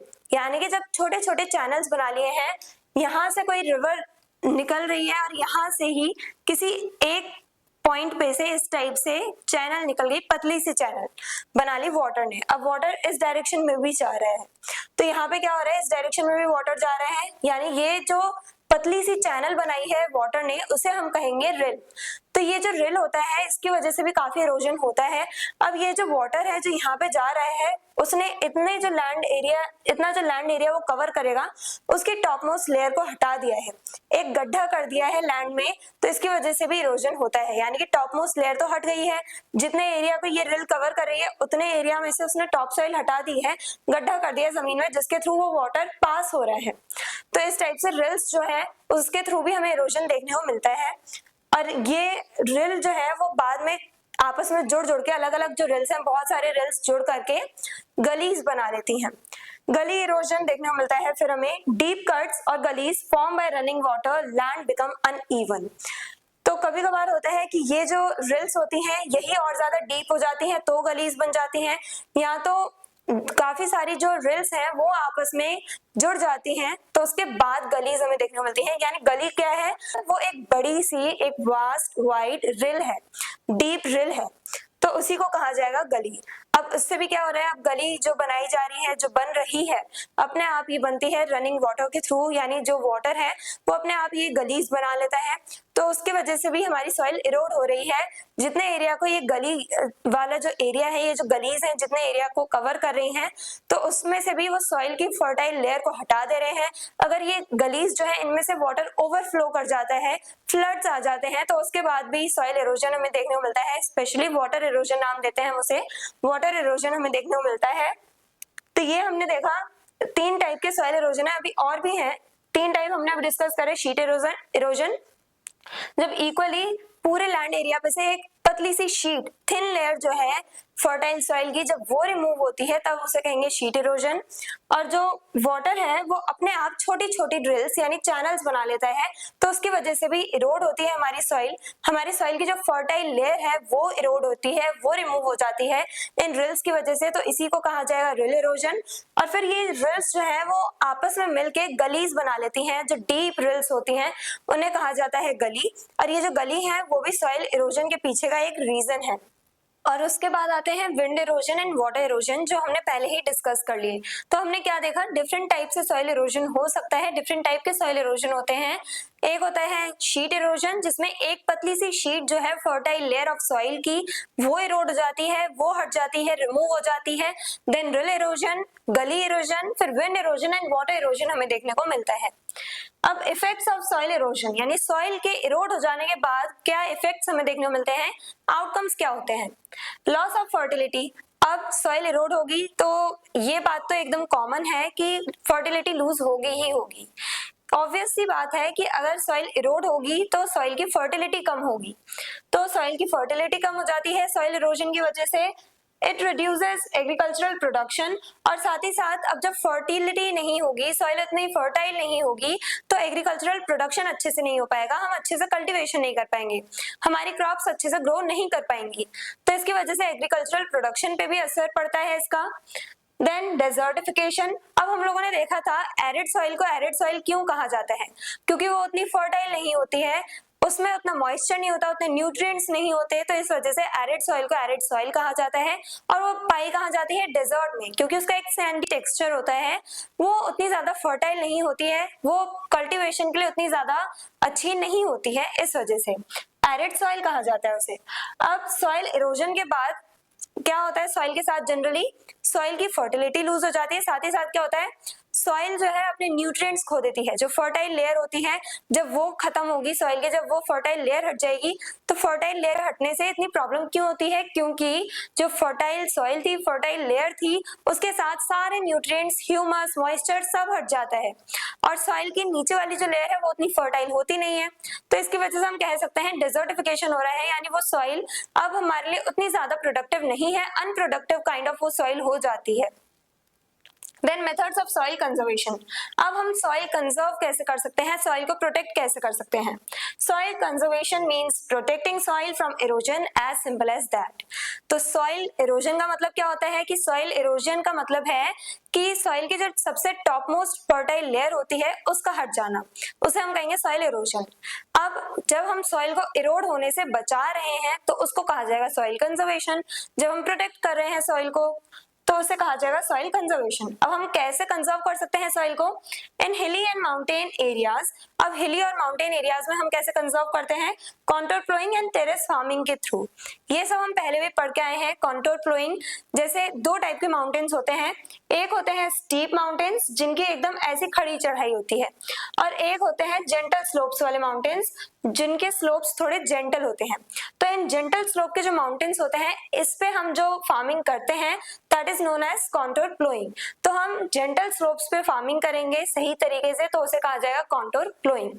तो इससे हम सॉइल को इरोड होने से बचा सकते हैं, क्योंकि क्या होता है जब बारिश होगी तब बारिश के साथ यहाँ से जितने भी न्यूट्रिएंट्स हैं, जो फर्टाइल सॉइल है, वो बारिश के साथ नीचे आ जाती है बह करके। तो उससे हम बचा सकते हैं। जब हम यहाँ पे स्लोप्स पे छोटे छोटे क्रॉप्स प्लांट कर देंगे, प्लांट्स लगाएंगे, हम कल्टीवेशन करेंगे, तो उससे क्या होगा, जो जड़ें होंगी वो पकड़ के रखेंगी सॉइल को, जिसकी वजह से जो फर्टाइल लेयर है वो नीचे नहीं आ पाएगी। हमारे पास इतना बड़ा एरिया होगा और हम इतने बड़े एरिया पे कल्टीवेशन कर पाएंगे अच्छे से। क्योंकि अगर ये जो फर्टाइल लेयर है वो पानी के साथ या विंड के थ्रू अगर नीचे आ गई तो हो सकता है कि हमें थिक लेयर देखने को मिले, हो सकता है इतनी मोटी लेयर हमें देखने को मिले फर्टाइल सॉइल की, लेकिन जमीन तो हमारे पास कम रहेगी। अब भले ही पतली लेयर हमें देखने को मिले और इतने एरिया में हो तो हमारे पास ज्यादा जमीन होगी कल्टीवेशन के लिए। तो इसीलिए कॉन्टोर फ्लोइंग का यूज किया जाता है, जिससे कि हमारे पास ज्यादा से ज्यादा फर्टाइल सॉइल अवेलेबल हो फॉर कल्टीवेशन। तो कॉन्टोर फ्लोइंग का यूज किया जाता है। Then terrace farming. अब टेरेस फार्मिंग कैसे की जाती है? ये हम स्टीप माउंटेन्स पे भी कर सकते हैं। इस टाइप से स्टेयर लाइक स्ट्रक्चर्स बना दिए जाते हैं माउंटेन्स पे और यहाँ पे ये टेरेस फार्मिंग की जाती है, यहाँ पे क्रॉप्स लगाए जाते हैं, तो उसको कहा जाएगा टेरेस फार्मिंग। हम ऐसे स्टेयर्स लाइक स्ट्रक्चर बना देते हैं पहाड़ों में, माउंटेन्स पे, और उसके बाद जब कल्टीवेशन करते हैं तब उसे कहा जाएगा टेरेस फार्मिंग। तो इस टाइप से हम बचा सकते हैं, सॉइल को कंजर्व कर सकते हैं हिली एरियाज में। देन प्लेन एरियाज में स्ट्रिप क्रॉपिंग हमें देखने को मिलती है, यानी हम स्ट्रिप्स बना देते हैं, डिफरेंट स्ट्रिप्स बना देते हैं। इस टाइप से डिफरेंट स्ट्रिप्स बना दी हमने। यहाँ पे कोई और क्रॉप कल्टीवेट कर रहे हैं, यहाँ पे दूसरी क्रॉप, यहाँ पे तीसरी क्रॉप। इसकी वजह से स्ट्रिप कल्टीवेशन की वजह से हम different type of crops grow कर सकते हैं एक ही टाइम पे, स्ट्रिप क्रॉपिंग की वजह से। यहाँ पे फॉर एग्जांपल हम मेज ग्रो कर रहे हैं, यहाँ पे व्हीट ग्रो कर रहे हैं, यहाँ ओट्स ग्रो कर रहे हैं, तो ये तीनों साथ में हम ग्रो कर पा रहे हैं एक ही जमीन पे, उतने ही लैंड पर हम different type of crops cultivate कर पा रहे हैं एट द सेम टाइम। तो स्ट्रिप क्रॉपिंग की वजह से भी हम ऐसा कर सकते हैं, इस टाइप से कल्टीवेशन कर सकते हैं। देन हम लोग देखते हैं क्रॉप रोटेशन। क्रॉप को रोटेट करके लगाया जाता है, रोटेट करके क्रॉप्स कल्टीवेट की जाती हैं। जैसे ये पूरा हमारा फार्म है, 4 पार्ट्स में हमने डिवाइड कर दिया इसे। यहाँ मेज, व्हीट, मिलेट्स, पल्सेस। अब यहाँ पे जो मेज कल्टीवेट किया गया है, नेक्स्ट टाइम इसे हम यहाँ कल्टीवेट करेंगे, व्हीट को यहाँ कर देंगे, फिर दोबारा से इसे रोटेट करेंगे। अब जो मेज यहाँ कल्टीवेट कर रहे हैं वो हम यहाँ करेंगे, यहाँ जो व्हीट कल्टीवेट कर रहे थे हम यहाँ करेंगे। इस टाइप से हम ये सारे जो क्रॉप्स हैं उन्हें रोटेट करते रहते हैं और रोटेट कर करके इन क्रॉप्स को हम कल्टीवेट करते हैं। तो इससे भी हम सॉइल की फर्टिलिटी को बचा सकते हैं इस मेथड के थ्रू भी। Then wind breaks and shelter belts. अब wind breaks and shelter belts में क्या होता है, हमारा ये जो पूरा फार्म है इसके बॉर्डरिंग एरियाज पे, यहाँ बॉर्डर्स पे हम लोग डिफरेंट प्लांट्स को, ट्रीज को ग्रो कर देते हैं। डिफरेंट प्लांट्स, ट्रीज यहाँ पे प्लांट कर देते हैं हम, जिसकी वजह से अगर इस डायरेक्शन से विंड आ रही है तो वो विंड यहाँ की क्रॉप्स को डैमेज ना कर पाए, यहाँ की सॉइल को अपने साथ ब्लो ना कर पाए। तो इस वजह से हम लोग करते हैं शेल्टर बेल्ट्स या फिर विंड ब्रेक्स का यूज करते हैं। हम इस टाइप से हम लोग प्लांट्स जो हैं या बड़े बड़े जो ट्रीज हैं वो बॉर्डर्स पे प्लांट कर देते हैं, अपने फार्म्स के बॉर्डर्स पे, अपने फील्ड्स के बॉर्डर्स पे प्लांट कर देते हैं, जिसकी वजह से विंड इरोजन ना देखने को मिले हमें उतना। तो इसके वजह से हम सॉइल को इरोड होने से बचा लेते हैं। तो सॉइल कंजर्वेशन मेथड्स हम लोग हिली एरियाज में कैसे करते हैं, कॉन्टूर फ्लोइंग और टेरेस फार्मिंग के थ्रू, और सॉइल को हम प्लेन एरियाज में कैसे कंजर्व कर सकते हैं, प्रोटेक्ट कर सकते हैं, strip cropping, crop rotation, wind breaks और शेल्टर बेल्ट्स के थ्रू। तो ये सारे हमारे सॉइल कंजर्वेशन मेथड्स हैं जो हमने पहले भी इन डिटेल डिस्कस किए थे, और आज के वीडियो में भी हमने in short in soil conservation methods को समझ लिया है।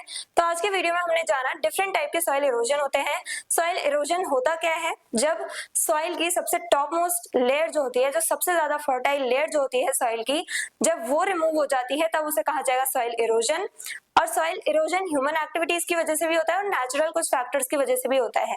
नेचर की बात की जाए तो जैसे हमने different type of soil erosion देखे थे, डिफरेंट टाइप से कैसे सॉइल इरोड होती है, जिसमें शीट इरोजन, रिल इरोजन, गली erosion, wind erosion and water erosion. Soil Erode होती है नेचर के थ्रू, इन सभी मेथड्स के थ्रू।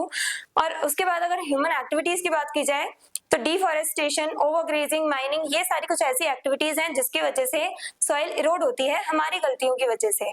अब सॉइल इरोड होने के बाद कैसे आउटकम्स हमें देखने को मिलते हैं, किस टाइप से इफेक्ट देखने को मिलते हैं हमें सॉइल इरोजन के, वो हमने डिस्कस किए। फिर सॉइल कंजर्व कैसे कर सकते हैं हम, किस टाइप के सॉइल कंजर्वेशन मेथड्स होते हैं वो हमने डिस्कस किए। सॉइल कंजर्वेशन कैसे कहा जाएगा, जब हम सॉइल को इरोड होने से बचा रहे हैं तो उसे कहा जाएगा सॉइल कंजर्वेशन। ये सब हमने आज की वीडियो में डिस्कस किया, और इस टॉपिक के साथ हमारे ज्योग्राफी का चैप्टर 1 कंप्लीट हुआ। आई होप एवरीथिंग इज क्लियर। और अगर आपको इस चैप्टर के डिटेल नोट्स चाहिए तो हमारी वेबसाइट studyseed.net पर विजिट करें, लिंक डिस्क्रिप्शन बॉक्स में दिया गया है। मिलते हैं नेक्स्ट वीडियो में नेक्स्ट चैप्टर के साथ। Stay curious, stay consistent. Thank you very much.